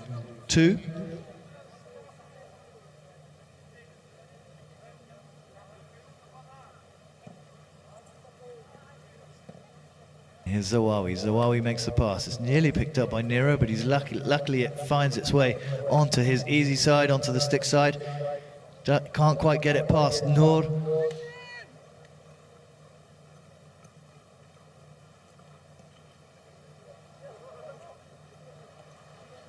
So the ball in action at the moment, the ball in play, and here they are coming down. Two mallet heads going head to head. They're trying to dig it out. Is the Richard Mille team out of that little clouded area. A little appeal to the umpires by Noor Abakadra there as he asks for intervention, and we've got that intervention. So the ball's going to be placed back into play. In fact, the ball has gone back in, and it will be Team Saudi, the dark blue, straight to it. Sees the ball come ricocheting off a horse straight to the back line. Stays in play as the ball bobbles around. It's obviously time for a little bit of keepy uppy. EB. And if anyone can do keepy uppy, he is one of the most talented players in the world. But he hits it across the front of the goal, and it ends up on the other side, and Juan Martin Nero just ricochets off his stick and out of bounds. So incredible piece of polo. This is where arena polo really steps into its own and becomes one of the more entertaining versions of the sport. Is the ball bouncing, the ability to keep it juggling on the end of your stick. But that brings us to the end of the second chukka, which is the end of the first half of this game. So the players will go to the pony lines now and take a brief rest, change ponies, and And we'll be back with you very shortly for the second half, Chukka number 3. Your official match commentator, Evie.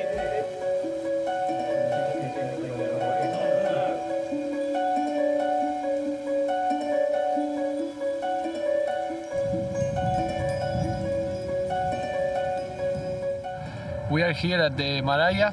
We woke up quite early for a photo shooting for the whole team. Some Arabs horses, Polo horses, and a lot of people.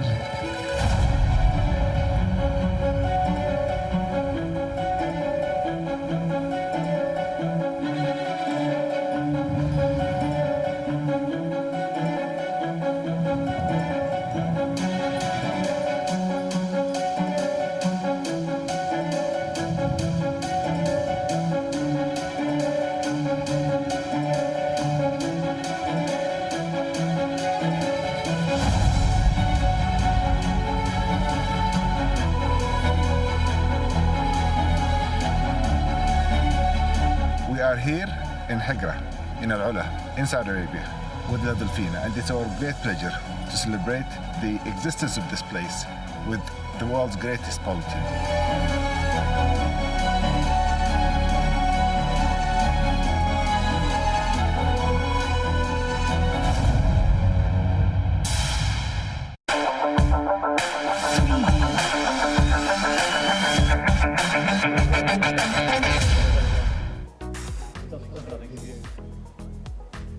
So here we are, we're going to have a few looks at the highlights of that chukka just before they come back for the second half.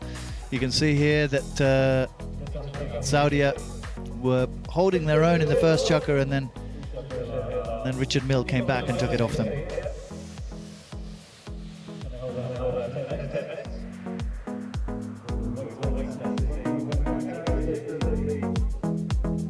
So here we go, look at this.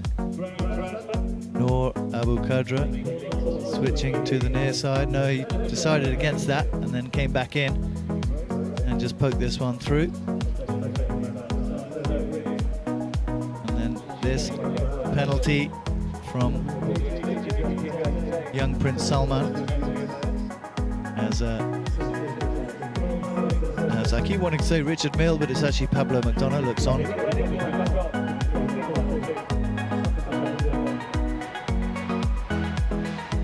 Hassan Al-Zawawi scored this blinder as he took it past Pablo McDonough and then celebrated afterwards.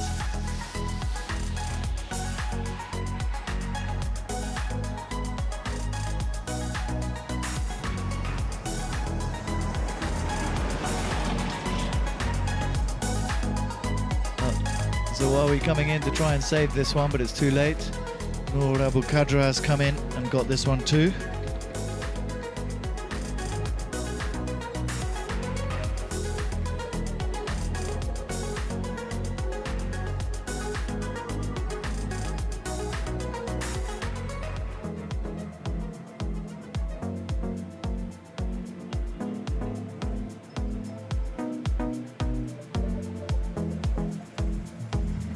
See, very able on the horse here. No, look at that backhander. I love watching that. I love the little pause just before he comes through and strikes it. And here's Bosh. the Pablo McDonough really sending it into upper AlUla. Penalty from Melissa Ganzi.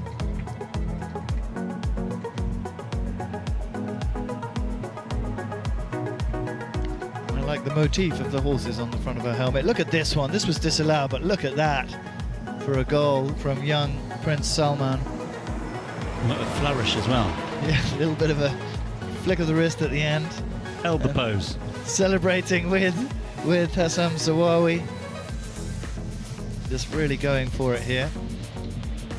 And he's got an arena mallet, which you may or may not have noticed, but some players have arena mallets as opposed to bamboo mallets. Just makes it that little bit easier to handle the ball of this size. Okay, so they're now going to prepare the arena in half-time, and we'll see some more scintillating images from Melissa celebrating the not quite full win, but I think she knows she's on camera. So, Ever the life and soul of the party. She is a lot of fun and a really lovely lady, and she does so much for polo, as to be said. The Ganzi family as a whole. Yeah, yeah. Just for polo as a sport, but also bringing in new people and all kinds of charity initiatives for disenfranchised people, and how they can find a way to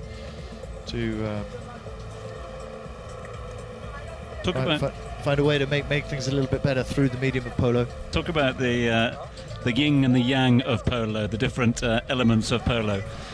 With Melissa Ganzi playing in Samaritz just a couple of weeks ago, and then from straight snow to sand, from snow to sand. Yeah, that's quite a trip for her, and a lot of jet lag, I have to say. But I think we've got the Mariah horse show. I'm not sure if it's the show again. Indeed, it is. Yeah, this was the equestrian display that was performed in between the two games a little earlier on today. This is the extraordinary Mariah Concert Hall, which will be, of course, the host venue for the Grammy Award winner, Alicia Keys, a little later on this evening. A much anticipated concert, and another huge name gracing the AlUla region. Got your ticket yet? Yes, well, still looking. I didn't know it was called Mariah, but it is absolutely incredible. There's a little picture of Adolfo gazing his reflection earlier in this building. We came to see an Egyptian artist here last year, but this year it's been Andrea Botticelli was last weekend, and this weekend's going to be Alicia Keys. Indeed it is. Just a few hours from now, in fact. 8 o'clock local time here in the UAE. Just 500 seats in this state-of-the-art building. It is one of the modern wonders of the historic UNESCO heritage site that is AlUla. Number of must-sees down here, but none more so than this very modern piece of architecture, which sits so beautifully in the heart of one of the most historic and oldest landscapes in the region. Past meets present.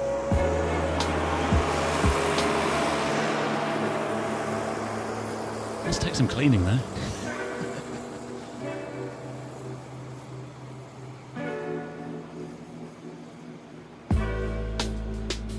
Extraordinary how during the day it almost disappears into the landscape, doesn't it? And then of course comes into its own later in the evening. But around about this time of day, when the sun starts to set as well, you just see a completely different perspective on the building. This entire area is just a dream to drive around. We had our little foray into the old town of AlUla, which has some lovely antique kind of old village feel to it. Charming cafes.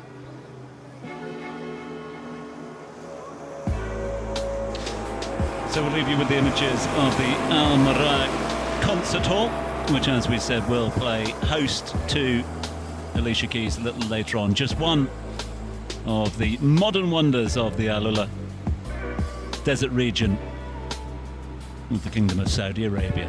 Enjoy.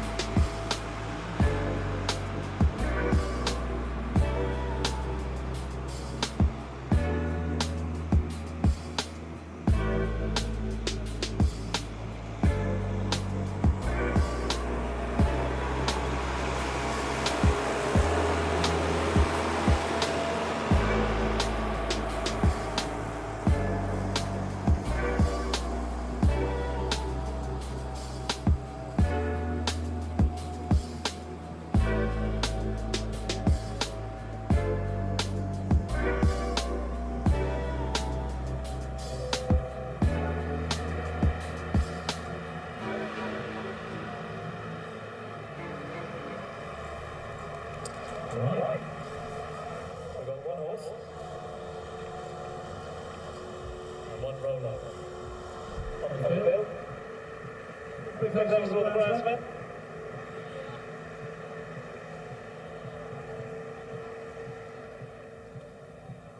And some of their guys from the La Dauphine team.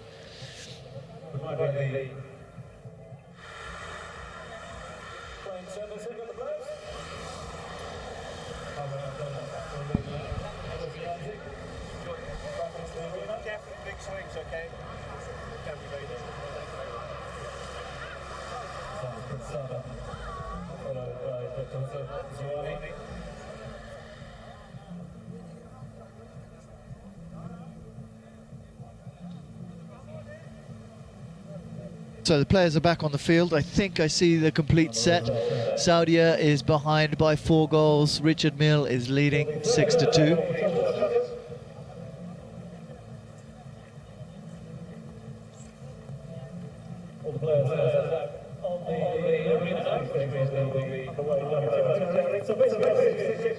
A lot of this epic moment recorded. I'm going to be old-fashioned about it, I'll say for posterity's sake. But I think the real phrase is for Instagram. And Juan Martin putting his pony through its paces.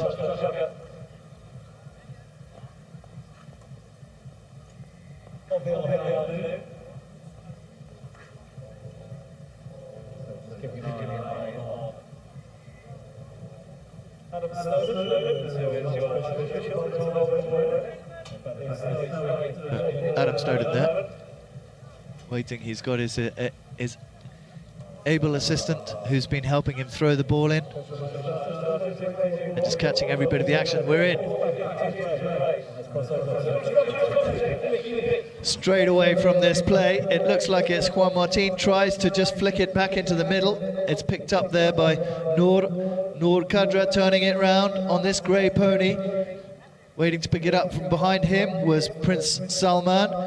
A swift backhander there by Pablo McDonough that ends up ricocheting back out to the boards, and he tries to get it in again from there. Zawawi tries to do the same, but in the end it's Juan Martin Nero who comes in, steers his way through the fog and manages to get a shot into goal, but it didn't quite hold, so Pablo McDonough launches it over to the other side of the arena, where the first one to come in will be Zawawi. Zawawi comes in with the hammer, lets it drop, pushes that into the center of the field, and you can see here young Prince Salman picks it up but left it behind for a second, so just nudged on by Juan Martin Nero, just giving Saudi a little breathing room as he gets them another goal on the board.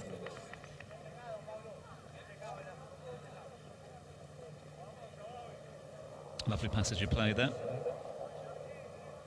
And still the smiles beaming. Late on. Right ball coming back into play here. It's, well, sort of comes back into play by way of a foot from one of our audience members, but matters not how it gets back into the arena as long as it does. And it's picked up in the midfield.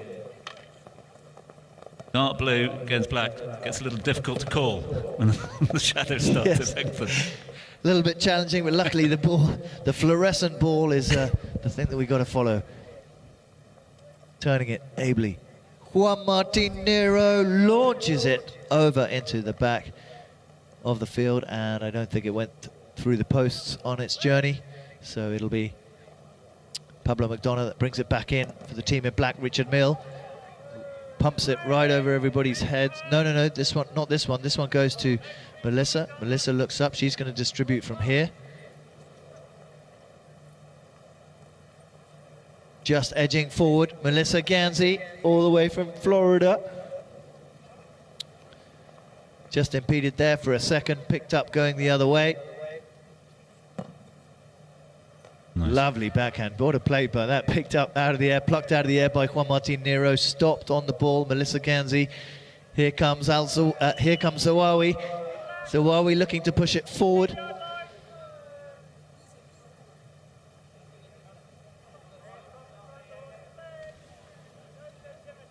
So it will be a little halt in play. Ball's been placed on the penalty spot.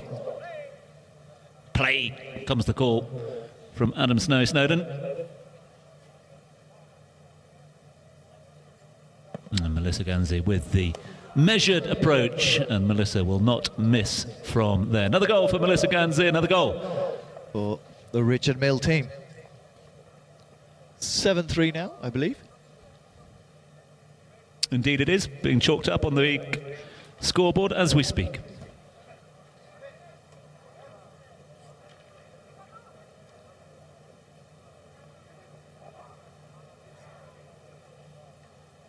Pablo McDonough turns around, curls it down the side of the field where Juan Martín Nero is the first to rescue it, and he's going for the long journey. He decides to deliver a near side backhand that's launched back up into the air. First one to come back and get it is Melissa Ganzi, but she leaves it as coming through is Prince Salman, being escorted off the premises by Richard not Richard Mille. I keep on saying Richard Mille. It's the Richard Mille guys, Pablo McDonough. They are the one and the same to me. And in comes Melissa. Is she going to pop it through? Melissa Ganzi puts it through, and it is goal number 8. A goal-scoring machine that made the journey worthwhile. Yeah, that'll be well watched by Daniel and the rest of the team from Richard Mille, who have been great supporters of not just this tournament, but polo in the region and further afield for many a year. It's great to have them back here at Desert Polo. Still got plenty of time left in this game, though, and it's time for a little bit of keepy up, BEB. Yep. But didn't last very long, that one. I'd love to see one of these players run up the entire field with the ball on the end of their stick. I'm sure they'll be doing it tomorrow now that they've eased into it. Pablo McDonough with the tail shot that's just impeded by Zawawi. He stops to try and get it off him. Zawawi picks it up on the near side, still fighting away to get away from Pablo McDonough, and in comes Juan Martín Nero to help him out and says, here you go, keep going that way. But there's, Abu Qadra can't quite get that backhander in. He does on the near side, and that one's the one that counts, but at the back, just making sure that back door is always closed, is Juan Martín Nero, who goes for a steep shot under the neck that ends up out of bounds on the wrong side of the goalpost. Quick question that I just got asked by a member of the audience, and if you've got any questions, feel free to bring them forward as the klaxon goes. So 30 seconds remain. I suppose it takes a little time for players out there to get used to this ball. Yeah, absolutely. It's very unpredictable, the inflatable ball. With the sand just churning up as it does, you have to just take a little bit more time and not swing quite so quickly. And here's a lovely play that I think Juan Martín Nero had to pull out of in the end, but he's there quick while Pablo McDonough wasn't quite looking, and just before the end hooter went, I think that Juan Martín Nero got in a cheeky goal number 5, was it? Number four for Saudi, Team Saudi. It has been given and has been confirmed, so that ball going across the line just as the time was up. It has been credited, which means we come to the end of the penultimate chuck-up. And the score is set at 8 to Richard Mille, to Saudi's 4.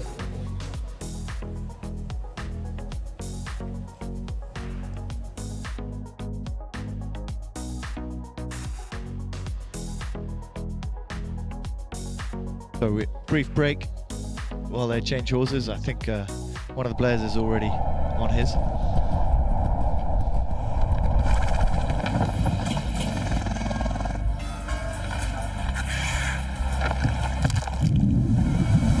ladies and gentlemen, Emirates, good afternoon. Allegra, how are we doing this afternoon?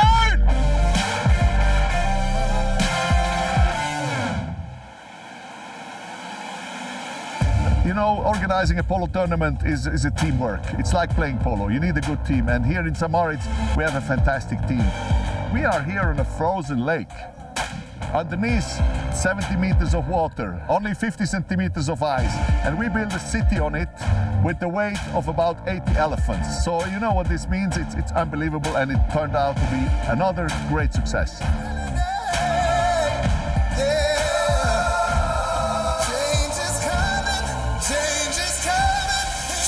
You are the favourite. Thank you very much. A very, very good afternoon to you all. 37th edition Snow Polo World Cup, Samaritz 2022, and there are one or two people, very special people, I'd like to welcome.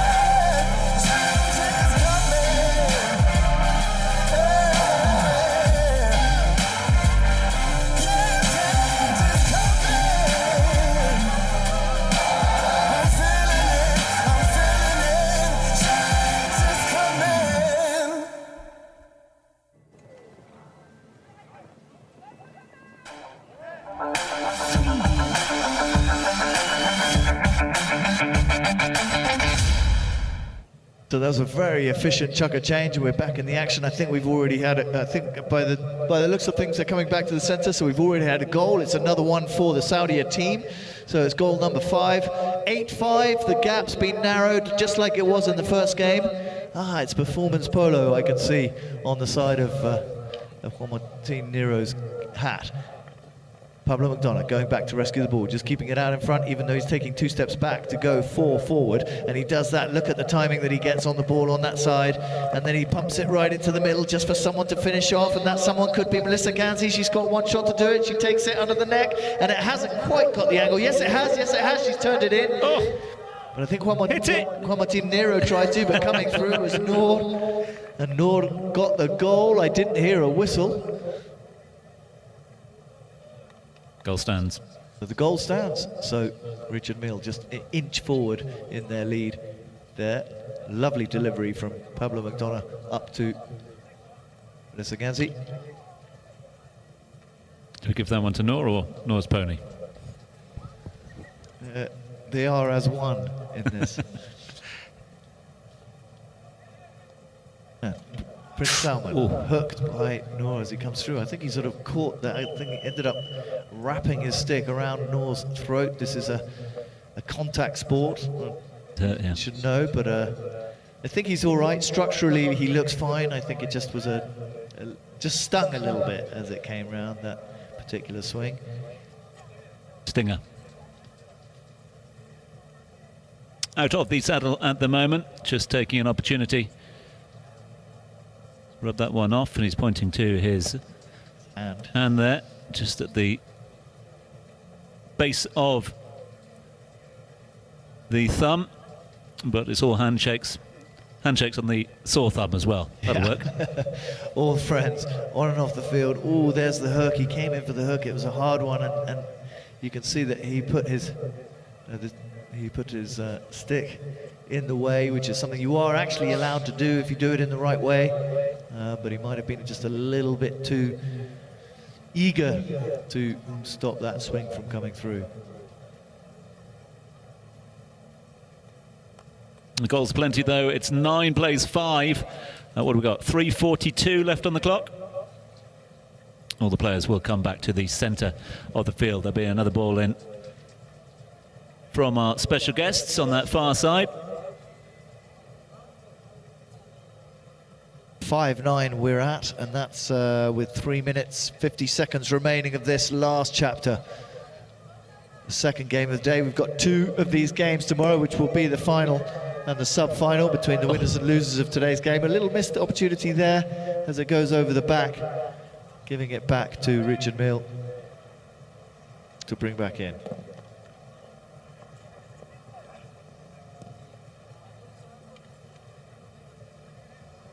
Prince Salman takes it out of the melee, gives it up to Melissa. Melissa tries to get her stick in. Prince Salman, can he put it through? Reaches over to the other side, doesn't quite get that one. Lovely backhand there by Pablo McDonough. In comes Juan Martin Nero, and Pablo McDonough got a stick to it, but he couldn't stop it from going through. So Pablo McDonough, Juan Martin Nero puts another one on the board. 9-6 now. Look at this replay on the screen. Oh, and a player got a stick to it before Pablo McDonough did. It's great to watch this footage, and he just reached out and touched it, but couldn't stop it from going through. So what have we got? 3 minutes. The goal difference is 3 at the moment. 3 is the dividend. 3 minutes remaining. And Pablo McDonough on the ball, just delivers an open backhander. Who's there to pick it up? So while he comes through, going through to hook his stick if she can, is Melissa Ganzi. There's the new line established. Backhander from Prince Salman, nearly stopped by Pablo McDonough. Melissa Ganzi's so clever at this game. She knows to stop, let the players pass. There's no need to hurry when you're playing on this kind of surface. You can just take your time, and she's won the ball and carries on going, but the backhander comes into the middle. I think there was a whistle somewhere along the line there from Snowy McSnowden. And yeah, he's not taking any nonsense there. Plays the call from Snowy, and it will be Melissa from the free hit spot. Lovely hit from her, all the way to goal. It's going, it's rolling, it's rolling, it's rolling. Who's going to push it through? Just wide. Noor tries to finish it off at the end. Hopefully his hand is a little bit better by now. Enough adrenaline coursing through his veins. Near side backhander. Just stopped by Prince Salman's horse. These two clashing a little bit in the middle. Zawawi takes an interesting shot. It doesn't quite make it to the goal. Trying to... walked over. Taking it through the goal is Pablo McDonough, just upping the stakes a little bit by giving away this goal. He tried to get it on the near side, but by then it had just slid over the line. I think he was just trying to clear that back post. Those posts are a lot thicker than he's normally used to. Deficit of 2, just over 1 minute remaining.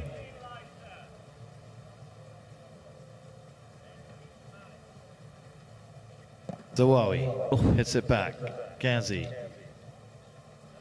Nero down the right-hand side. Nero being challenged by Noor. Noor reaching onto the near side, tries to play it across. And here's Pablo McDonough. McDonough looks up, delivers it back. There's a lovely play there. Could be the game. Noor is just holding on to it, and Noor can't quite escape the hook from the greatest back in the world. Melissa to win it. Melissa heading into that left-hand post, but stolen out in front of her, and there goes the chucker bell, which signifies that probably Richard Mille have won this, because even if they get a goal here, they've still got to get another one. So it is indeed all over here. I think that Prince Salman acknowledges that, and it's going to be handshakes and smiles all round. They did what they could in those ending chuckers, but they couldn't quite overcome the Richard Mille power machine that showed us the second finalist for tomorrow's grand event. So a terrific performance by both of those teams. Lots of handshakes. Both teams go to enjoy the evening. Lots of spectacles. There's the traditional evening of the dinner after the concert, I believe. So there's lots of people will be partaking in all the different activities around this area of winter in Tantura. We look forward to the 2 games tomorrow. Big thanks to your match commentator, Big thanks to make their way out to the arena for one final time. Big round of applause for your runners-up on this occasion. Saudia, a big thanks today. And congratulations. All the players leaving the arena for the day. We'll have, I think we'll have, Sebastian, are you heading in to do some player interviews after this one?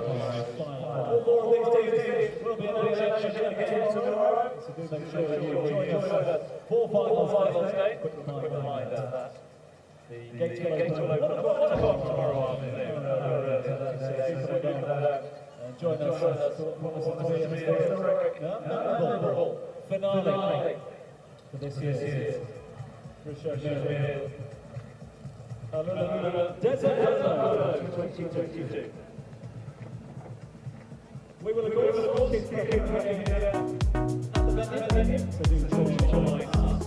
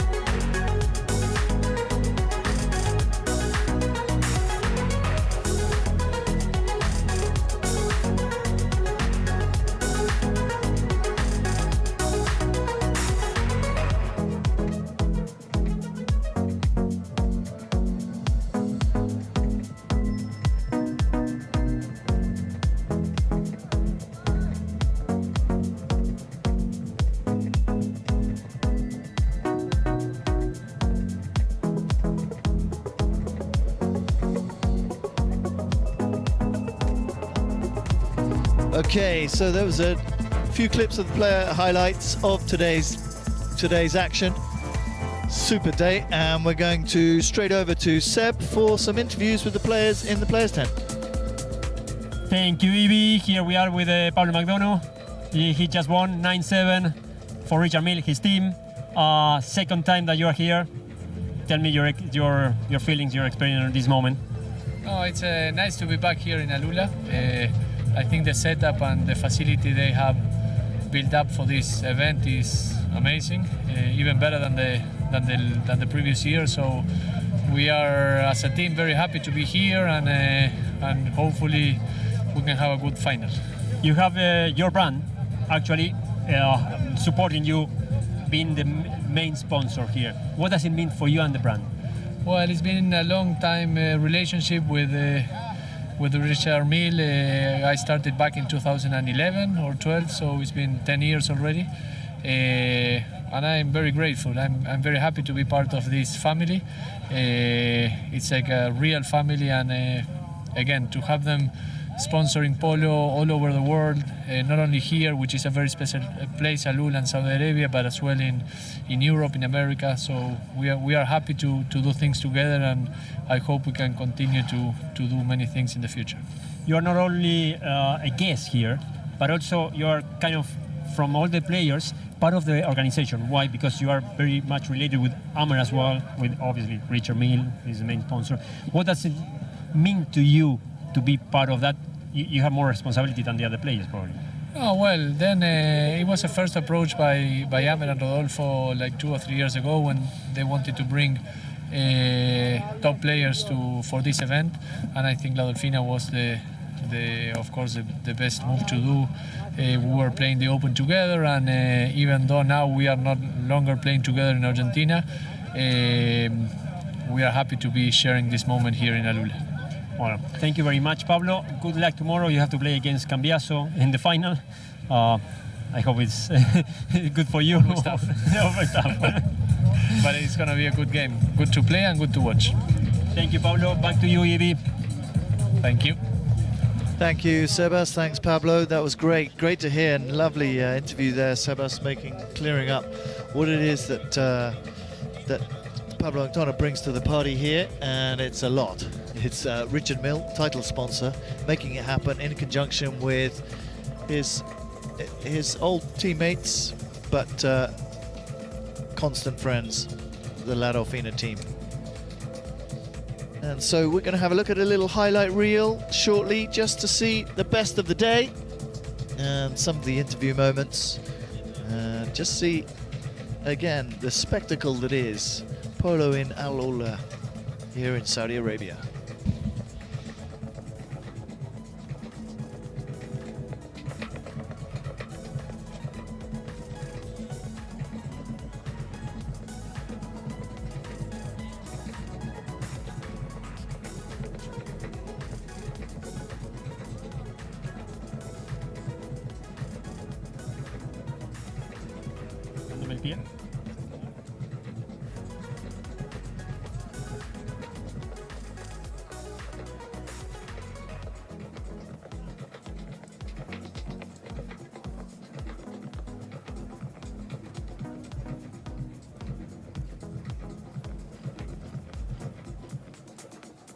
We see the highlight reels for the whole day. We've got a little bit of a horse display happening in the arena, but meanwhile, Sebas is going to catch 2 of the players and let's get their opinion on the game. We are here with no other than Amer Sedan, who is the chairman of the Saudi Polo Federation, and also we can call it organizer, putting together the pieces, how you want to call it. Keeping the peace with everything going around. Tell me, if it's the second time that we are doing it, it's because it's success. There is no other explanation. What do you feel about that? Well, I feel we're very happy. I mean, it was challenging times post the first edition. It was challenging in a sense. Obviously, we had a few Saudi players, and now luckily post COVID, And with all the horses that we've gained from the first edition, we've managed to create, in the midst of all the craziness of the world shutting down, we've managed to create the Saudi Polo Academy, and of which we have had youngsters graduate into players, and now we have a sample of them, which is a testament to everything we've been doing. We're really, as the Saudi Polo Federation, we are really gratified and happy that to have the young Saudi boys and girls actually get into the game and get involved, and this is just proof of that. The first edition you played, this one you are not playing, and probably you are more busy than before. What is going on? Well, we have the Dubai season going on, so that's enough playing over there. No, I just thought really we would just take a back seat and let all the other youngsters play. Again, I've been overwhelmed and tremendously surprised. Pleasantly surprised that we have all these youngsters that are keen, interested. The turnout today is spectacular. I mean, we have anywhere from all walks of professions. You've got dignitaries that are into fashion, into politics, into business. Everyone's here, and this is a testament again to all the hard work that everybody has been putting together. I've been really busy with all my personal stuff in terms of work and whatnot, but again, we've been blessed with a great team, and everyone that's been involved here, including yourself, Sebastian. Thank you.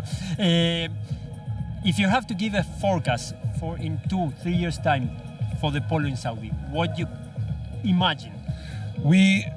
Our plan basically is to become the destination for polo. Again, everyone knows that polo is as much as it on the field, there's a lot of polo that goes on off the field. It's a way of life and it's a lifestyle. I see Saudi Arabia being a destination. We've been blessed with a country that has different topographies. We're talking about polo facilities in Taif, and in the midst of the summer, the temperature is beautiful. We're talking about facilities in Riyadh. We're talking about the Eastern Province, and we're talking about Jeddah on the West Coast.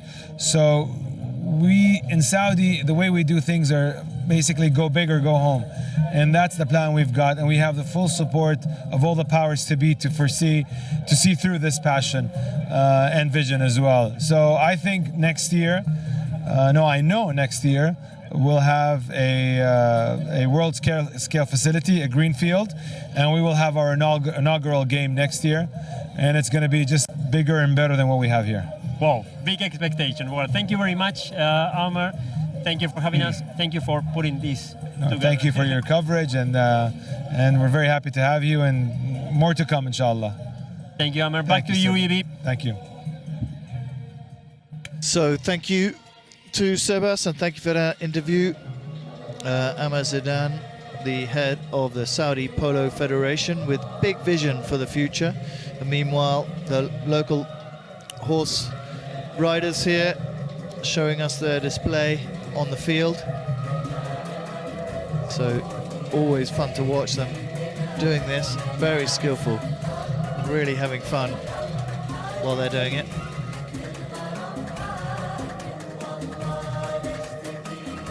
Indeed, the sun's starting to set down here in AlUla. It's been a cracking first day of competition. The good news is, Eves, we get to come back and do it all again tomorrow.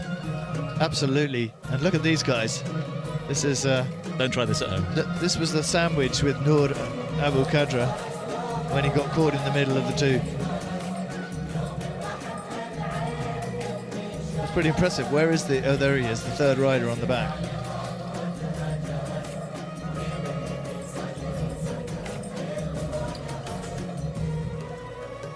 Yeah, the mounted display teams of the Royal Commission of AlUla, who've been entertaining the crowds throughout the day. As you can see, the jumpers and the jackets are starting to go on, because as soon as that sun goes down, the temperature dips significantly here. Just mentioning exactly what was going on. So, Eebs, I understand we've got more interviews. We do. We've got another interview. Over to you, Sebas. We are here with Noor Qadra. He just played for the first time in AlUla. Tell me your feeling. I mean, look at where we are. It's an amazing place. It's just the essence, the vibe when you get into the field. You know, it's amazing. The vibe from the crowd, where you are, the historic importance of this place. It's truly amazing, and I'm proud and happy to be here. If I'm not mistaken, I don't know where you were, but you live in California. No, so California is like a home for me. But I was studying in London, and then I went to Dubai, visited some family, and now I'm here. I flew here. Yeah. Big travel to be here. Yeah, quite a bit. But you're happy to be here. Amazing, so worth it. You sleep in the. I mean, I feel so attached to my culture. You know. Yesterday I went and ate dinner in the kheme, in the tent. You know, in the desert. It was amazing. You really feel like you're at home. It's amazing. I don't know if it's the first time you play in a surface like this. You are used to playing in the grass normally. Yeah. What do you have to do to adjust to this? It's my first at all tournament in any type of sand that I've ever played, and to adjust, you know, is very similar. And actually, the reactions have to be faster because the field is smaller. I don't know. You don't need to do much, to be honest. It's polo is polo. You give it all when you go in the field. Yeah, we can see that in the hand. Yeah. What happened to your hand? Prince Salman, my friend, very good friend of mine, on accident, I went for the hook, you know, and he went for the ball, and two didn't agree with each other. So I ended up with a small injury, but I'll be able to play tomorrow, inshallah, perfectly fine. Fantastic. Well, thank you very much, and good luck for tomorrow and the rest of the event. Thank you. Back to you, EB. Thank you so much. Thank you, both of yours. Noor Abu Kadra, another new emerging light on the scene, and we see that here the male display riders for the Royal Commission of AlUla. Swords drawn. The swords are out, so now we got some highlights here. So let's enjoy the best of today's work here. Noor Al Kadra. Not wasting any time with that one.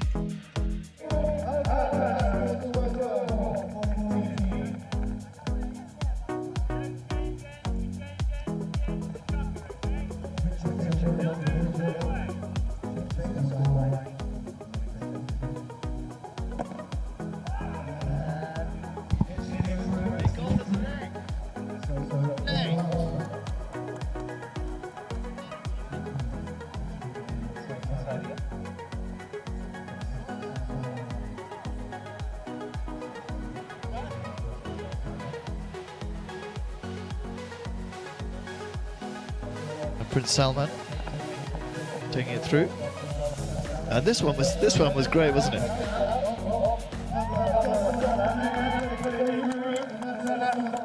So after that little moment of glory from Zawawi, we're going to have another interview. This is great. So Sebas really getting around inside the players area. Looking forward. Over to you, Sebas. Thank you, Ibi. Thank you. And we are with Dr. Hossam, who just played this match, Richard Mille against Saudi. Tell me a little bit you just played. Tell me your feeling right now. Thank you so much, Sebastian. It's first of all, it's a great pleasure to have you and have Polo Land in Saudi Arabia. And it's of greatest pleasure to actually play against Pablo McDonough and to have Juan Martinero on our team, two of the world's best, greatest players of polo. And my feeling, honestly, despite the fact I'm a little bit disappointed because we did not win the game, but I'm really happy for them to win the game.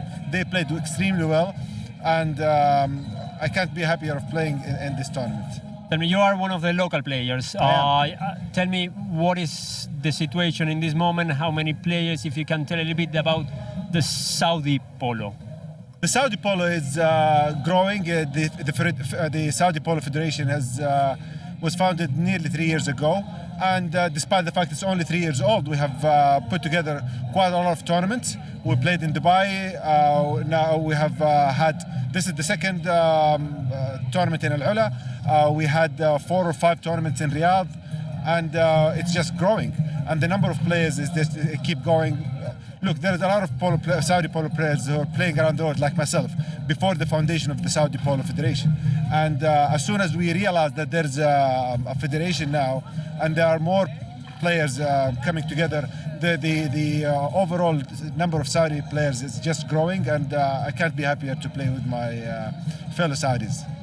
Thank you very much. I know that you are busy. No, it's okay. There is another interview coming up with you, so we leave you with that one, and I hope to see you tomorrow also in the field. And the best of luck for your career. Thank you so much, Sebastian. Again, thank you so much for having for coming over and having us in Polo Line. And I would like to invite all of the world's polo players to come and visit Saudi and AlUla. There's great scenery around us, and it's a great pleasure to have whoever plays polo to come over and join us here in Saudi Arabia. Enjoy the scenery, but at the same time have an opportunity to play against us. But you better be a good player to play against us. Thank you very much. Back to you, Evie. Back to you. Amazing interview. What a great guy. So charismatic. Hassam Zawawi. And then just before that interview, we'd seen one of his key moments. And this is him just celebrating that goal as he scored. That's Hassam Zawawi. Just showing these highlights here. We've still got plenty of crowds here in the stands that are just enjoying all the wonderful hospitality that we've got to offer. This was Noor Abu Qadra just trying to break out against Almighty Nero. Now there's plenty of press activity. There seem to be lots of interviews, not just Sebas down in the players' areas, but plenty going on. Lots of different media outlets coming and covering this. So Amar Zidane really was serious when he said that they're taking it forward all the way. And I love the idea of these full-sized, proper grass fields that are going to host some of the best. And it's a statement of intent. If you bring over the La Dolfina team, it means that you know you want a certain standard of polo played in your country, and I think that's a fantastic thing, and I look forward to what the future brings.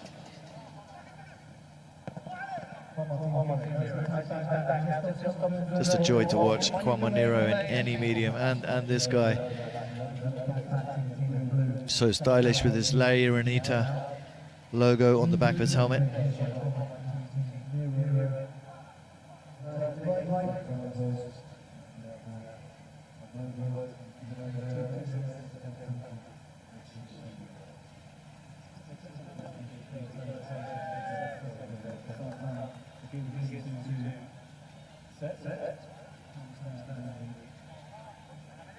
Plenty of smiles from goal scorer Melissa.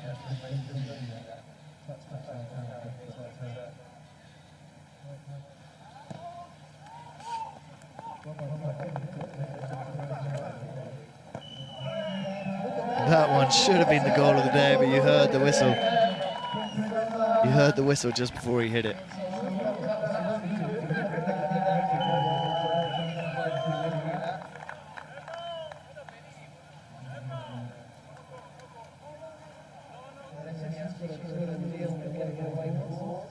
Pushes forward.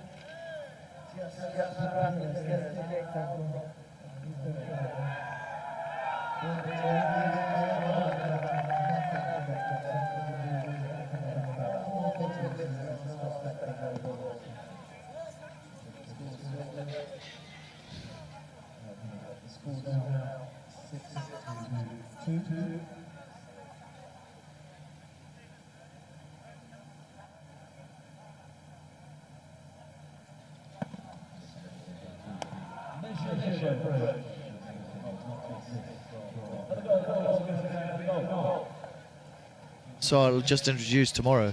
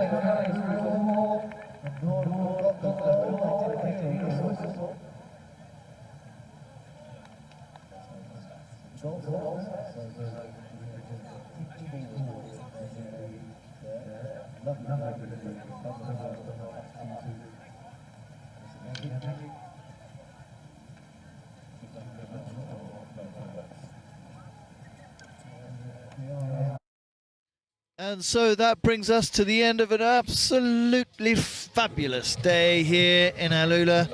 It's just been a non-stop delight to see everything coming together and anticipated the whole year round, and this event build is just beyond belief in the world's most incredible setting. Oh, a fantastic culture, look at that. The display riders just showing us what they've got and enjoying it at the same time. So we will be back tomorrow. We've got the first game, which we'll call the sub-final at 2 o'clock, and then the final, the grand final, if you like, at 4 p.m. between Richard Mille and AlUla. The two titans of the game, Adolfo Cambiasso and Pablo McDonough, will face each other on the sand, and we look forward to seeing you all again then.